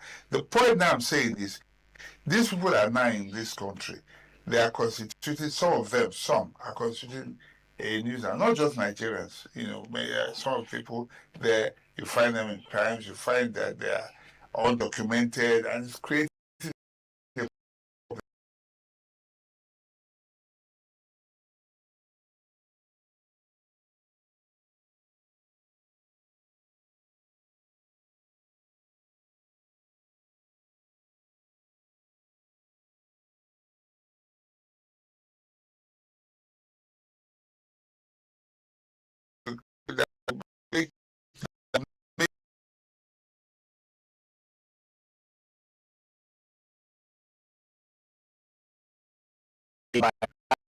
agreement with we don't have an issue. First, to discuss with the government of the country concerned of illegal gangs from your country here, and we're trying to get them back home. And so it has to be a two-way thing. we need a help from your government so that you can also provide with more information, because some of these people would have disappeared when they came, and some of them would have changed some certain things about themselves. Meanwhile, when we get rid of such people, when we communicate your country, you'll be able to help us out in making sure that their repatriation is properly done. It's a diplomatic, arrangement that should have been done. It has nothing to do with the individual citizen harassing or terrorizing fellow people and killing them. It wouldn't get to that point. So when you have that, then you also set up a system within your country. Probably through, there are several means, maybe means of transportation. You can come up with some system that will help you track them. That once you don't have this, then automatically you want to know why you don't have X, Y, Z. And it could be whatever, I don't know whatever it could be, but it could be system. And then it will come with a form of ID or number or something. And once you don't have it, you can't have access to some certain things. And so by the time you get to that point, because you will show have it, brother, please hit one place. How come you don't have this? And then we begin to chat. By the time we chat that you are from Nigeria or any part of the African nation, we contact your government because there's already a diplomatic arrangement on it. And then based on that, we lift you and return you back to the country. Okay. Rather than just, individual see people who are foreign now, go back and face your country. We already say we've already done that. So for me, that is what I think should be done. Okay, Dr. Victor, I want to follow up on the question that you just asked here. Now, all of this is happening. We are looking at those that overstayed in South Africa who are not documented, are not supposed to be. Don't you think we have South Africans in Nigeria too who are not documented? What do you expect Nigerian government to do? You know why I laugh? Why? I don't even think that there knows how many South Africans are in this country. That's not go too far. Nigerians who are not Nigerians that are all over the place, they are undocumented. So we don't have. We don't even have a system. Everybody comes in here claim that they are Nigerian. Yeah. It will interest you. There's this general hospital around in Gondo General Hospital. One of these Fridays, it's a major bus stop. I saw a man. That's the first time I saw him, and I never saw him finish. When the bus and I saw that prayers came to meet him. He was actually charging them for national identity card. He will tell you if you want the paper. I think the paper is 2005. You won't appear. He will bring it back to you. If you want the plastic, I think that one is 4,000. There are three categories: 2005, 4,000, and 6,000. So they will give. All you need is you write your name at the back of your passport photograph that month. So these guys track of them. So this is the reason why even if we have South Africans in this country who have overstayed, the government will be track of them. So again, it now returned back. You see, let me still touch a little from your question. You see, one of the reasons why I believe that we have one of the blessed countries. If our country is working well, everything is running well, I don't think anybody will want to go out and overstay it. I don't think so.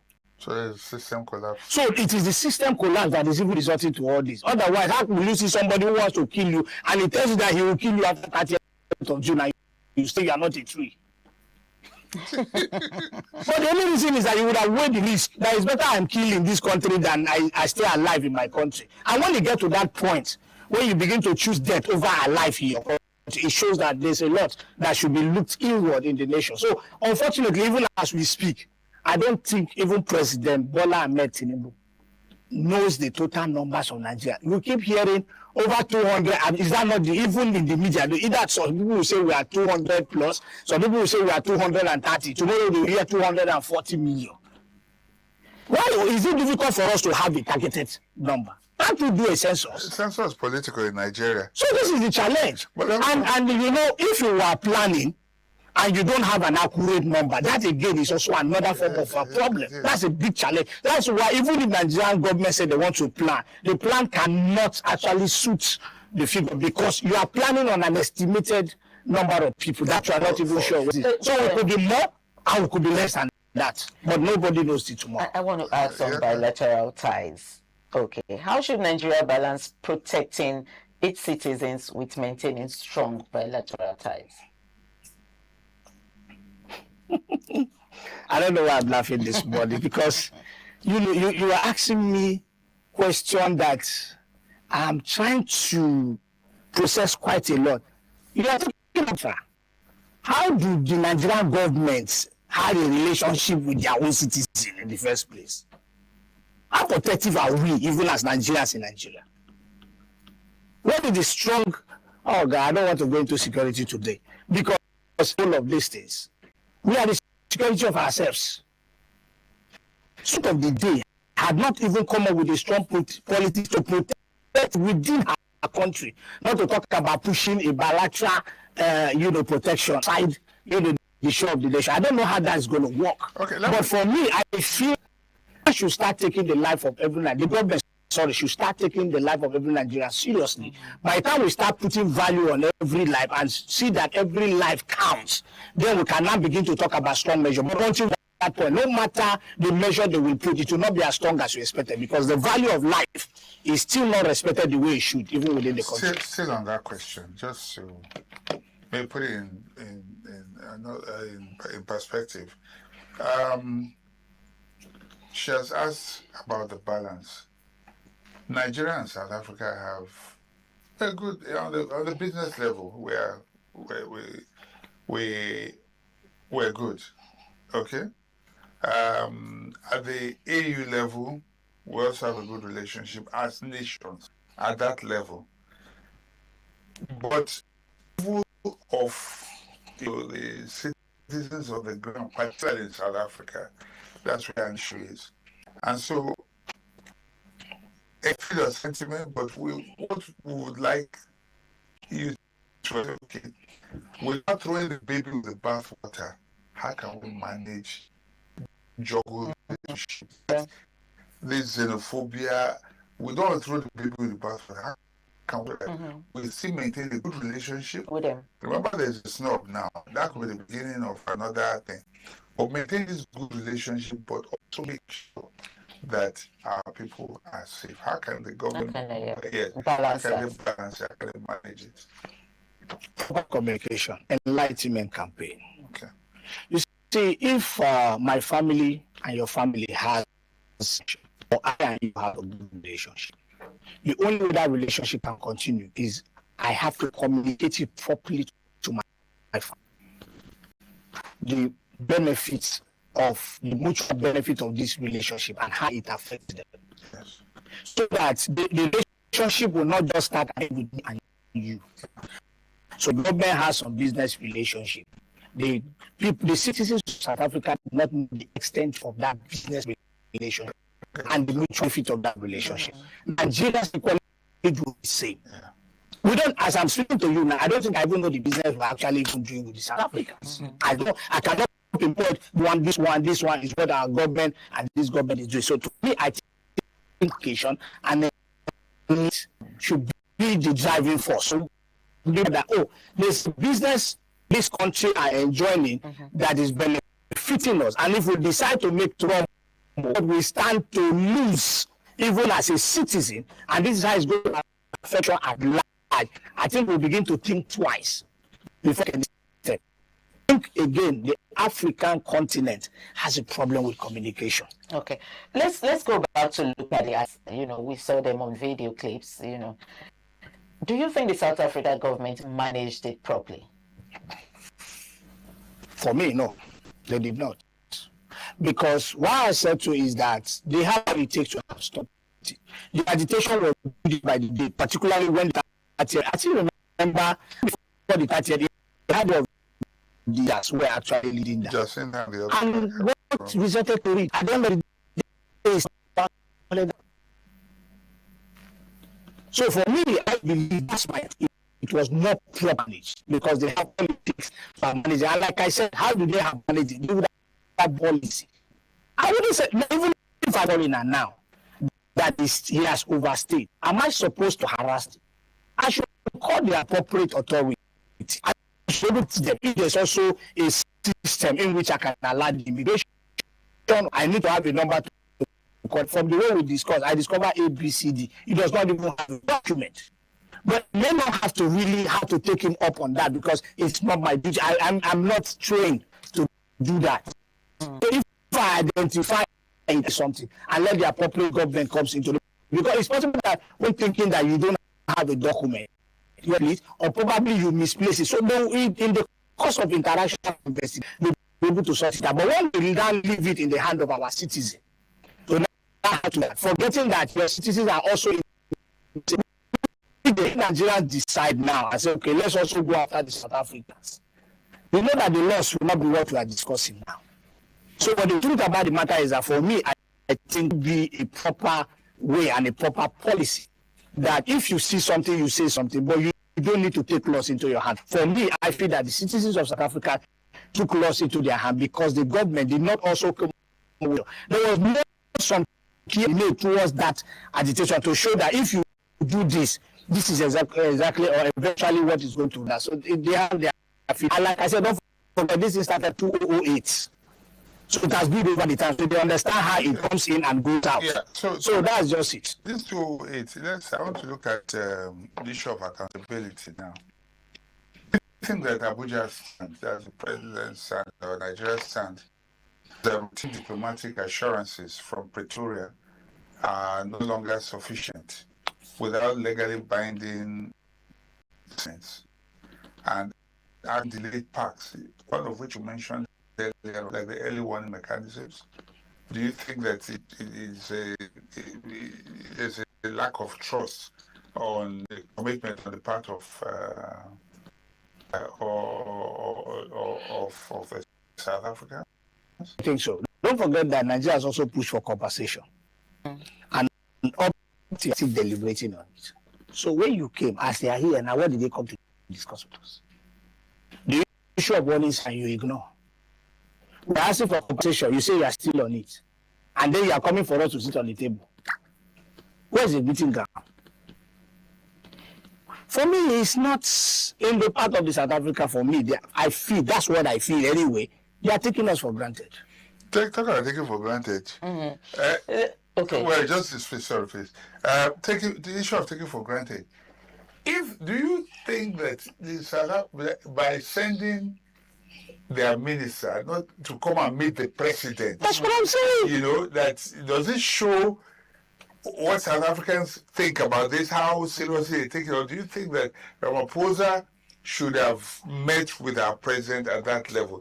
And was Tinubu right by sending a junior minister to meet with their minister? That was what I said from the beginning of the interview, that Tinubu is nice. In fact, the man should be given a big thumbs up.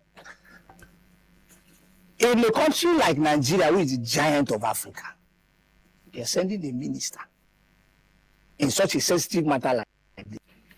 That is to tell you how they placed us. And if not because of the diplomatic position in the world, this kind of people, as they just enter, we'll just keep them here. We'll just seize them. Your opinion. My opinion, we'll just seize them. Leave them here. Most the president will now be able to come up and say, my people. Let's see how you present that matter. Don't do that. Okay. No, but that's what I said. If not because of the diplomatic, for me, I will just arrive. We'll just seize them. That's your opinion. That's my opinion. That's not the opinion of ITV. But anyway, Doctor had asked some of the questions I wanted to ask pertaining the president snubbing the envoy. Just like you said, the South Africa government sent lower people to come meet our president. You were expecting that the president of South Africa would have come by himself. Okay. But now this snub, how do you think it will help in resolving these issues? Well, you know, the good thing is that even when he snubbed them, he still allowed the Minister for State's Affairs to still have a meeting with them. For me, it's a level of honor he still gave to the envoy. So whatever it is, of course, he told them whatever is the outcome, it should be briefed. So that doesn't mean that he snubbed their president completely. At least he gave them an opportunity to air and state their purpose of their visit.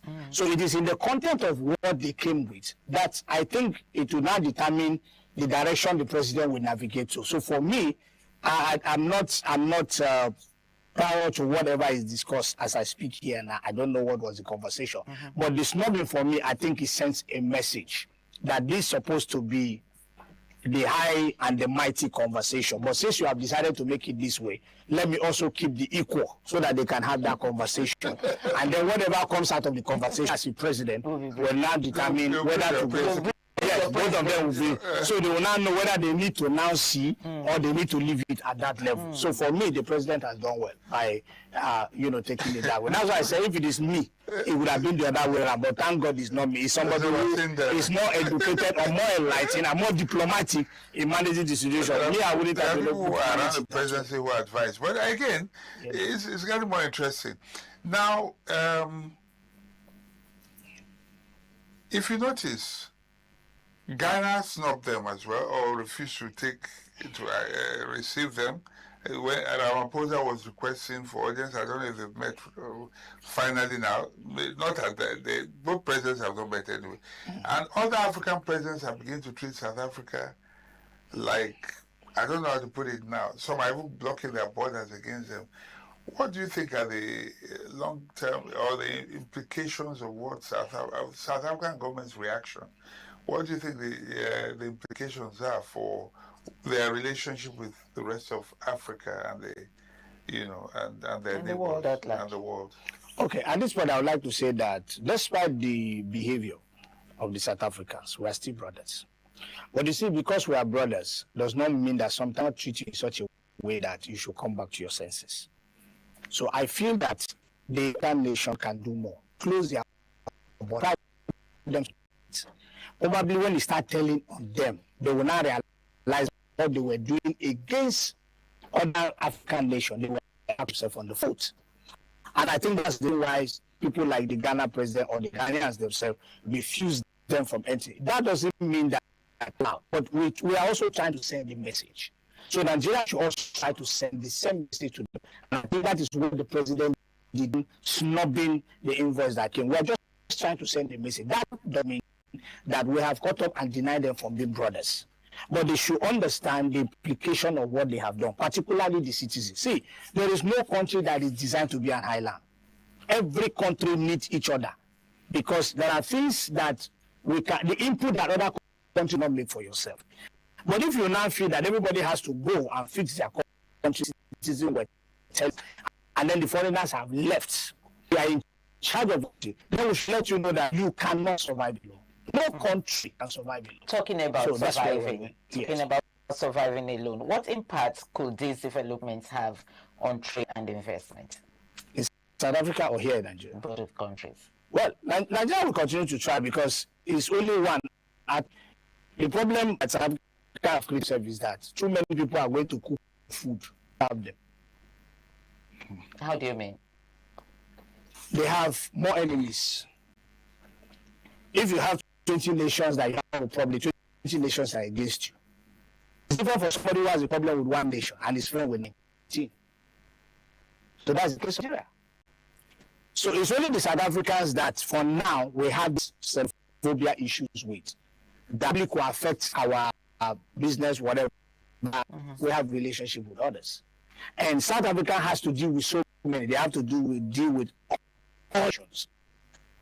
That is xenophobia issue. So you see that to deal with, if everybody decide to shut down at them and say, look, since you said we should fix our country, we are fixing our country, you also stay and fix your country. So you have no business coming here just like this invoice that came. Stay there and fix. Should you say we should fix? We are fixing our country. So they stay there and fix your country. It's like coming happening all over again. You remember the apartheid era? It was the whites that were discriminating against the blacks, and then the white. Now it's the blacks that are discriminating against blacks, and the world is also trying to isolate South Africans and the blacks. The blacks learn from what again, like I said, communication, enlightenment. It's possible that most of these people who are in the street of South Africa doing this madness didn't really know what actually happened at that time. In Africa, we have a way of keeping hiding histories. Particularly educate you over something. Somehow, whether it is out of... No, but the generation that went through the still alive, they're not... No, what I said, most of the people street. I didn't all. I said most of the people on the street actually did. If even they were born, they were probably kids, so they didn't know so much. And they were not, because like I said, if I have a relationship with you as a father and I'm a father, I'm able to also communicate the level of that relationship, my own family, for my wife, for my children, so that they should see you also and see your family also. I tell you for free that if me and you now have an issue, it is my family that will be telling me that you cannot continue the fight. Because what you told us about this man, no, we won't allow you to be in peace, in trouble with this man. But because that information was not properly communicated, which I did not properly communicated to this, that if there must be a joint fight, we should join fight and fight against enemies. So most of the African countries have terrorism problem. That is the thing we should be in, because when they are done with other countries, they may likely also infiltrate countries like South Africa. So we should be thinking of eliminating them from our continent, not fighting each other. But you see, when some of these orientation and informations are not properly communicated, these are the things you expect to see. So you can see that having come this long, this far, this is where is now African versus African, trying to fight themselves and trying to displace themselves. Like you said, if the other Africans has overstayed, some of them are illegal immigrants, it should be proper to get them out of your country. Okay, so what will you say is the reason why the South African president did not stand up and take charge of all started? Will you say he's afraid of his citizens or he's protecting them? Well, I think I mentioned that when we began, but I stand to be corrected. I said maybe he's benefiting the South Africans indirectly or directly, because this thing is close now. So by now the government would have come up with a measure on how such things should not repeat itself. Between 2022 and 2025, do you know how many have taken place in between? That is enough for any government, strong disciplinary measure for such thing, for anybody that will think of anything that is close to that. So the government is not doing that. So whether they are afraid of the citizen or they are afraid of the policy, I don't know. But for me, like I said when you first asked me, the president of South Africa didn't do well. That's my opinion. And because I feel that he's the commander-in-chief, he has lots of powers in his hand. There are powers of laws that the House would have come up with that would have stopped this whole thing from happening. Because all these things are backed up by policies and systems. If the systems are not there, you expect the same. Now, as we are speaking here, xenophobia is still ongoing. It's not that it has stopped. The tension is still high. True. So what are we saying? So the sign that, okay, you are even putting up a disciplinary measure, after that June 30, we're supposed to see some certain actions still going on. But it looks like they are still having a few days, while the government is trying to see how it will reconcile with nation. For me, it's not adding up. Now, after reconciliation, let's even assume that, okay, the envoy that came, finally say, we are sorry for what happened, it was one of those things, so no problem. In fact, Nigeria can come, the visa is free. You asking us to come and die. Okay, so the African Union and SADC will now get their own echo as the South African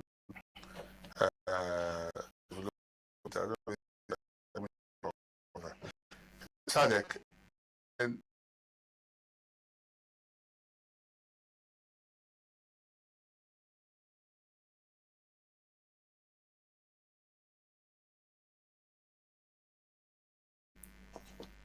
bringing, what role do you think they have to play? I think at this point, they're able to caution South African governments. That's what I think. And come up with a strong diplomatic pressure on South Africa as a whole. That if such things continue, then some certain sanction will be put against them. And these are the implications of the sanctions. So maybe that will make the government to sit up and do the needful. And that will also make the citizen to think twice before they take any action that will make them take laws into their hands. And until we get to that point, you expect this to continue.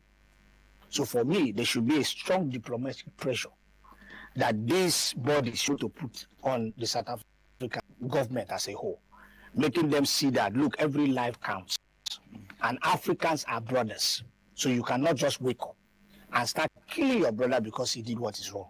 Rather, bring them, create a system, take them, prosecute them, try them, and then judge them based on the current standard of the law. So you yourself, when you come in and you are staying legally, you know that, you know the implication of what you are doing. By violating the law, you know that when you are caught, this is what is going to happen to you. So it's up to you, because if the risk now is now at your own end. So I think these bodies should be able to come up with such thing and see if that will also, and I think that I believe that that will also work, because when they now see that even the African Union and the likes are now mounting the same diplomatic pressure, heading towards the same direction, they are not cowards. They will think twice as they go choose their step. Okay, so what's in there? We have Nigerians who are still in South Africa. We saw them on the, most of the social media handles are carrying them out there, roaming around South Africa, crying that they want to come back home. They are actually undocumented. What's your advice for the federal government on what to do to bring them back? Because I think the major problem they have is because they are undocumented, they cannot pass through the airport to come back home. Yeah, so for me, like I said, the federal government should still continue the diplomatic conversation, engagement with the South African government, and see how they can help these people, return back to the country. Having they themselves seen that they have also messed up. And I think that will also be a big lesson and a bigger lesson to those who are thinking to go through such route. That, you see, whatever you think is a shortcut sometimes does not pay. At long run, when matters like this comes up, you will now discover that you are the one that just messed up your own life. Because if they are there and properly documented, they would have been lifted probably among the first, second, or third badges. But now, even lifting them is a problem, because they are coming into that country was not properly documented. So the government should still not ignore them. They are Nigerians. They are our own. So we should rather engage more on a diplomatic conversation and see how we can, make it linear for us to bring them, even if they have to be disciplined. And discipline them here. Rather than just ignoring them and said, after all, you know how you enter. So you no, we should be able to and bring them. But when we bring them, we should keep them here. Is there anything you think that the Nigerian government and the South African government can do to ensure that, we've talked about the early warning system, and that has failed, obviously. But what can they do to ensure for that things like this? Well, I don't think the warning system, it was just the South African that were not intentional about it. Okay. I don't think it failed. So all I think is that the Nigerian government should mount pressure on them for them to be more intentional about the warning system that they have agreed to put in place. For me, that is the best way to go, so that engagement will start almost immediately before it escalates. So I don't think it failed. For me, I think the South African government will lay back when it comes to that. So I think they ought to become more intentional. So Nigeria should let them know that if we must continue from here, then what we discuss, please put it into action. And that's all. Yeah, but apart from one system, what else do you think we need to do now to ensure that things like this, but from people living here and going there, and then within South Africa itself and at the government level, to make sure that... Well, if you ask me, let's fix Nigeria. Okay. If we fix Nigeria, first, before I even think of traveling, I will wait if it's worth it. And if I go and I'm noticing that... Like Ghana fix Ghana? Yes. And if the way you are treating me, I don't like it, I return home. Yeah. But if Nigeria is not fixed, there's nothing we can do about it. But you're saying, are you not recommending xenophobia again? Say if I go, the way you are treating me, I don't like it, I return home. No, xenophobia is the extreme. You may treat me, but it's not xenophobia. I could just come, I'm not welcome, I don't feel welcome, there are certain things I feel I should enjoy. I just walked away. If I come to your studio and you don't treat me well, that's not xenophobia. I just feel like I'm not received the way I should. Hospital services, that's what they were doing. They do that. They go to hospital and say, look, you're undocumented, you are not supposed to be here, don't treat them. Or just administer first aid and then let them go. Landlords, don't give them houses. Is that what you're recommending? No, for me, that is the catch. That is part of the policy they put in place. So when you come, you are not documented, we give you first aid, then we take you to the proper appropriate authorities to find out why your documents are not properly, why they are not correct. So now, yes, but what I'm saying is when you do that, you still go back and treat them and repatriate them. Okay, quickly, just in 1 minute, what lessons can African governments learn from recurring xenophobic violence? Just in 1 minute. Well, for me, the lessons that Nigerian government should learn is that we need to stand up. We need to take our place as the giant of Africa. And by doing that, we need to do the needful. Remove politicking from policy. Let's implement our people will feel honored in their country, and that honor they will carry it even when they go out. That's for me. So it's all about homework. Thank you so much, Dr. Wasinda. As usual, it's all about homework. We've come to the end of this program, but before we round off, I'll give it to Victor. Yeah. So I think basically from what we have looked at, there's a need for at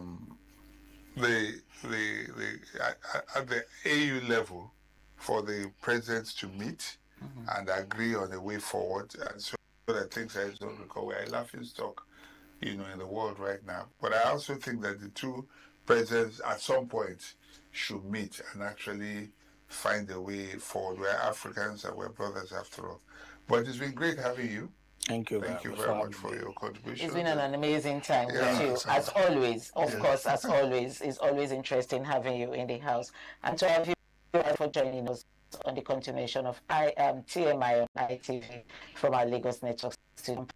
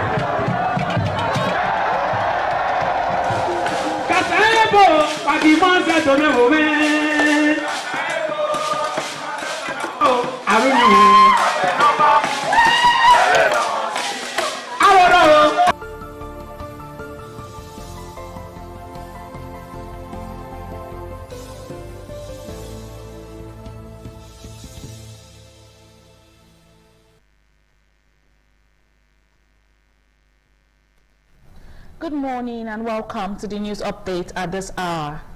I am Amarachuku Azuka. The Edo State Special Security Squad, codenamed Operation Flush Out Kidnappers and Cultists, has recorded another major breakthrough with the arrest of 4 suspected cultists during a coordinated early morning operation in Egbane community of your northeast government area of Edo State. Ikorosa Ugiagbe reports.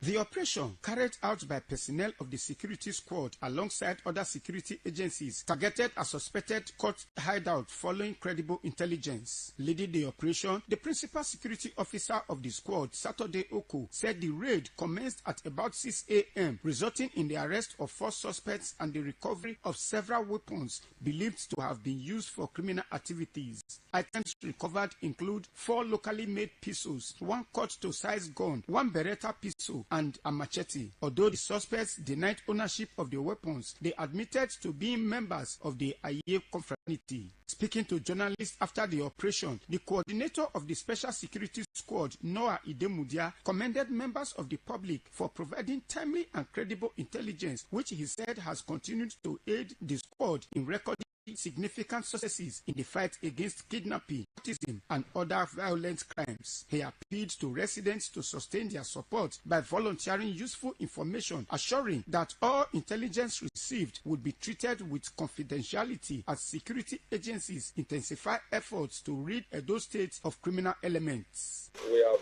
been advising from the onset, the public has shown to us that there is a big cooperation because the intel came from those that knew about their nefarious activity, and this useful information has helped us in apprehending this, and this have saved more lives in Edo. So please, your help is highly needed. If you see anything, keep saying it. The suspects are expected to be charged to court upon the conclusion of investigations. Ikmomosa Ugiagbe, ITV News. Now, as the world commemorates World Hepatitis Day 2026, themed Hepatitis, Let's Break It Down. Health experts are calling for increased public awareness, early testing, and vaccination to curb the spread of the disease and reduce hepatitis-related deaths. Ofure Enato reports that despite the availability of safe vaccines and effective treatments, viral hepatitis remains one of the world's leading causes of preventable deaths, with millions of people unaware that they are living with the disease. Observed annually on July 28, World Hepatitis Day is set aside to raise awareness about viral hepatitis, a liver infection that can lead to serious complications such as liver cirrhosis, liver failure, and liver cancer if left untreated. Medical practitioners Dr. Jolly Guma and the medical director of Central Hospital, Dr. Bruce Osa, described hepatitis as a major public health concern, stressing that early diagnosis and prompt treatment are vital to preventing severe health complications and improving survival outcomes. Considering our population, ignorance, illiteracy, and the poverty, you can see that most persons are living with hepatitis undiagnosed. Blood transfusion is the commonest way somebody can get these infections. The booster dose can also be given during an adulthood at any age. Any person that has it, if you are not immunized against it, you can transmit it to you. Our pregnant women, we know their status once they come to register with us, and we follow them up. Any woman that has it, we will take care of that woman. And once the baby is delivered, there is an injection that we'll give to the baby within 72 hours. Some residents also appealed to the Edo State government and other health stakeholders to intensify public enlightenment campaign on hepatitis, noting that sustained awareness would encourage more people to know their status through early testing, seek timely treatment, and embrace preventive measures. We trivialize it, but it's a killer. I will also use this media to employ the government. They look into this very issue. It's just to create an awareness, let people be aware that their health is very, very fundamental. From Benin, Ofure and Neto, ITV News. Of Okoogba, Ubobdia, Ulemo, Umegbe communities and motorists plying the road leading to the area have appealed to the Edo State government to ensure contractors handling the project accelerate work and deliver the project within the stipulated 2-year completion period. Patience Osariogiwa reports that the appeal comes amid concerns over the slow pace of work, largely attributed to the rainy season. For years, the Okoba Road Airport Road extension in Benin City remains a nightmare for residents and motorists as failed sections, deep potholes, inadequate drainage hampered the smooth movement of people and goods. However, the narrative is gradually changing as heavy construction equipment and workers now dominate the project site with work progressing steadily. Drainage construction along the 7.5-kilometer stretch is nearly completion, raising hopes that the road will soon become fully motorable. When completed, the project is expected to improve connectivity, ease traffic congestion, reduce traffic time, and stimulate commercial activities. Some residents, property owners, and motorists, while commending the Edo State government for embarking on the rehabilitation project, appealed to the contractors to intensify work despite the challenges posed by the rain to ensure the project is completed on schedule. This place na no go area. Now we are very, very happy for what we are seeing. Yeah, but me they finish this road because rain don't dey fall. Let me say they don't reach halfway, they can't leave on. The governor is really doing a very good job, and we want to appreciate him. Also want to appeal with you to just make this thing come through. It's on progress. It's going on, but they are too slow. Our able contractors, I bet mona push on. We they see the good work they do. Speaking on the progress of the project, the team lead of the contracting firm, Engineer Tiamiyu Ibrahim, said about 6 kilometers of drainage channels, including access culverts, have been completed on the road corridor. Presently, our major challenge is the weather. Very few elements of job that you can undertake during the rainy season like this. Residents and users are hopeful the work will be completed on schedule, bringing relief to thousands who rely on the road daily. From Oko-Ogba Road here in Benin City, I am Patience Osaogiwa, ITV News. Troops of Sector 2, Joint Task Force Northwest Operation Fasan Yama, have rescued a kidnapped victim, arrested suspects during a joint raid, and recovered 126 rustled livestock in separate operations across Katsina State. The military disclosed this in a statement on Tuesday by the Media Information Officer of the Joint Task Force Northwest, Lieutenant Colonel Aliyu Danja.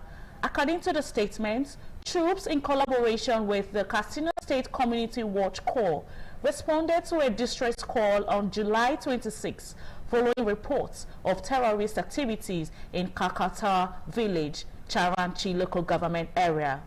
The troops reportedly engaged the terrorists in a gun battle, forcing them to abandon their victims. The military said the victim was rescued unharmed and reunited with her family.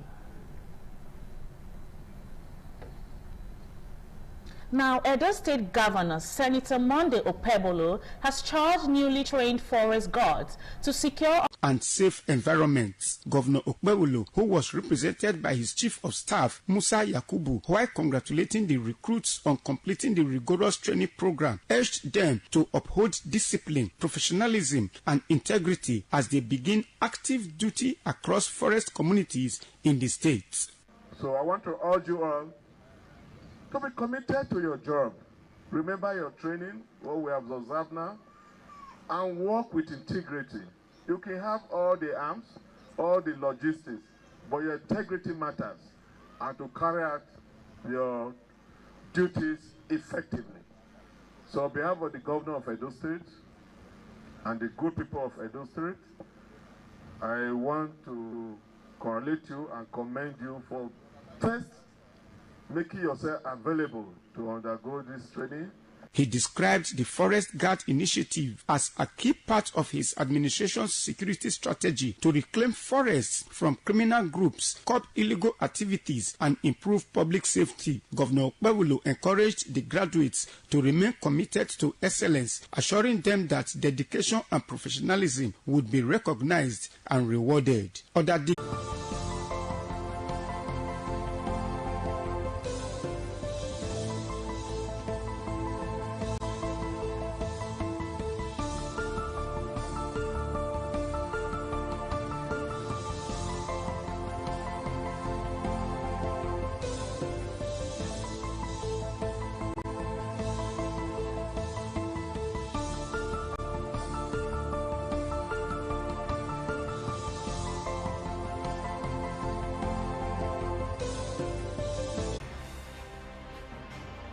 ITV, certainly the best.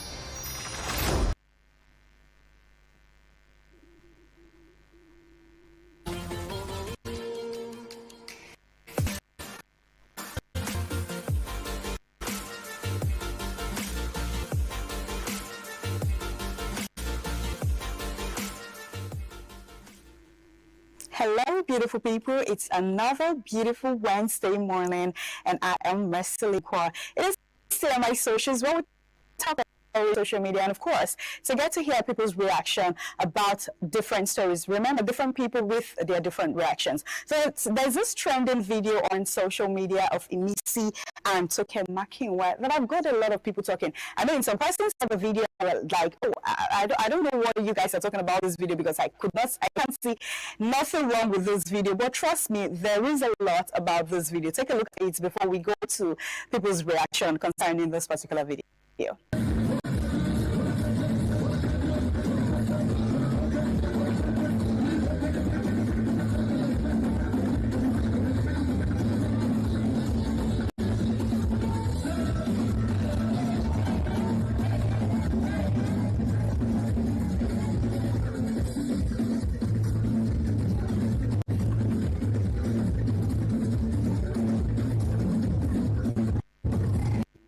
Interesting. Do you see anything wrong with the video? Let's take a look at people's reaction.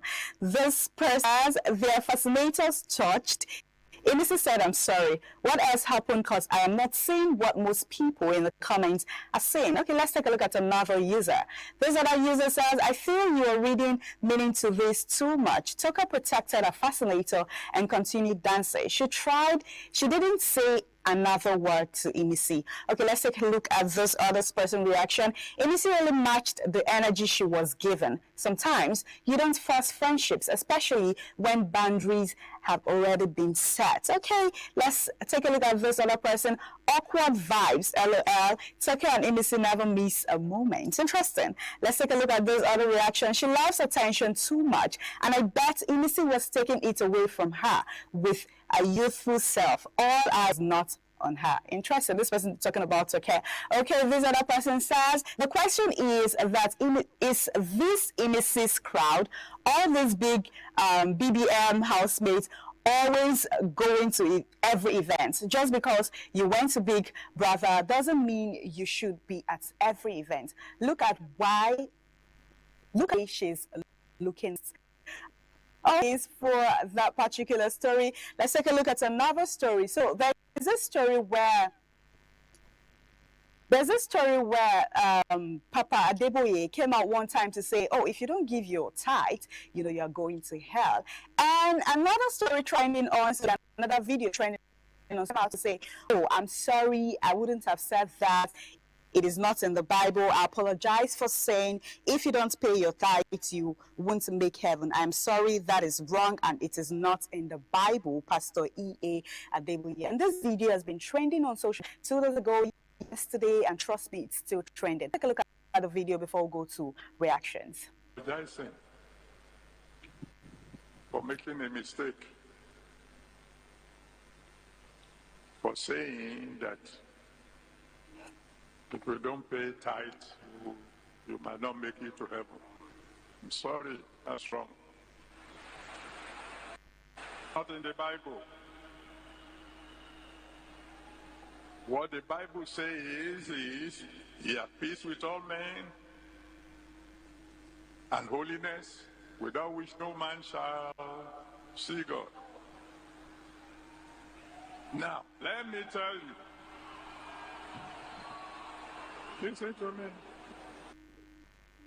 Interesting. Let's take a look at what X has to say. This user says, in Christendom, after apology comes restitution from what was taken through deceit. When are they returning the collected tithes? Interesting. Let's take a look at another reaction. Christians need to really read the Bible and know God for themselves. I realize that most Christians only depend on the words of their pastor.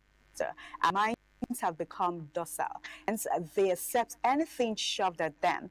As for it to come to the pulpit. Okay, let's take a look at another story that is for that particular story. So away from Nigerian scene, moving to the foreign story, there's this video of Donald Trump trending where it says China doesn't have what we have. We have 1,000 years supply of gasoline. We have more oil. Now, when you add Venezuela, we really have even more. President Donald Trump. And this particular video has been trending on social media. Take a look at the video. We have 1,000-year supply of gasoline. China doesn't. China doesn't. We have 1,000 years. We have more gasoline. We have more oil. Now, when you add Venezuela to it, we really have more oil. One day. And Venezuela's been great. They've been doing a great job. We're working with take millions and millions of barrels of oil, but they're doing well. Interesting. Let's take a look at people's reaction. This user says, this just publicly acknowledged the fact that the Venezuelan former president was ejected so he could control the country's oil. Okay, this other user says, Baba, stop capping. China is way far better than United States in terms of everything. United States should be competing with Nigeria. I mean, that is trade bullets to Nigeria. Okay, this other person says, I don't care how it's eat. China is the hub of technology in the world. They are smarter and more advanced than the USA. Even though I love America, but sorry, China is more advanced and sophisticated. So stop the competition, Mr. President. Interesting. This other user, Nothing Spoil, says, Trump always comparing US and China, like we don't know what is better. Interesting.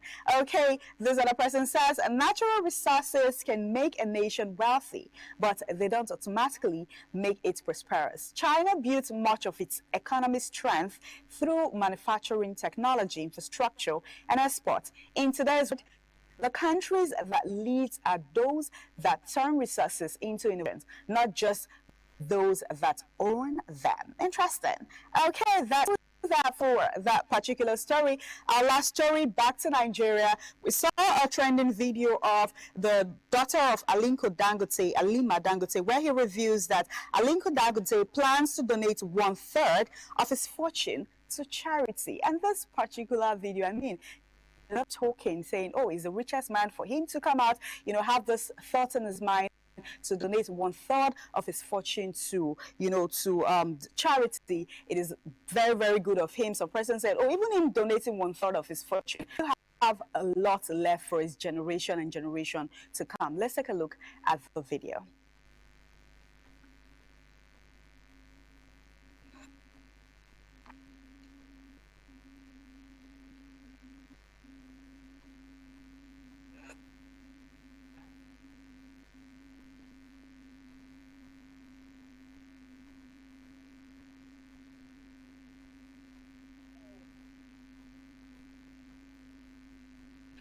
Okay, that's a good one. Let's take a look at people's reaction.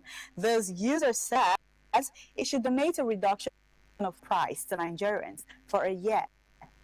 Go charity. Interesting.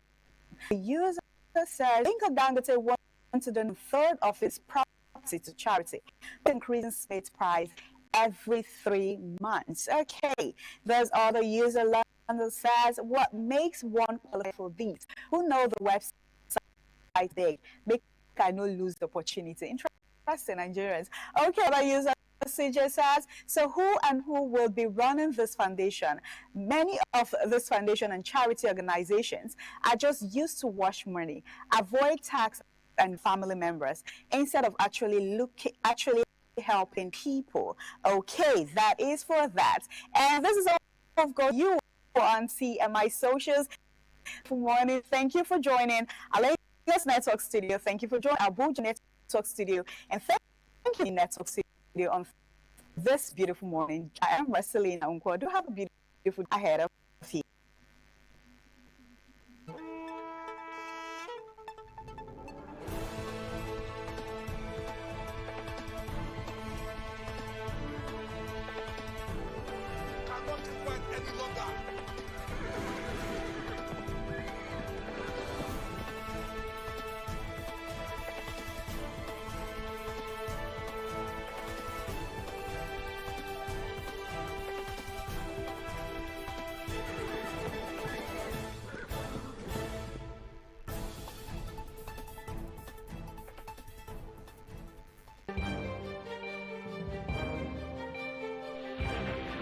This is ITV.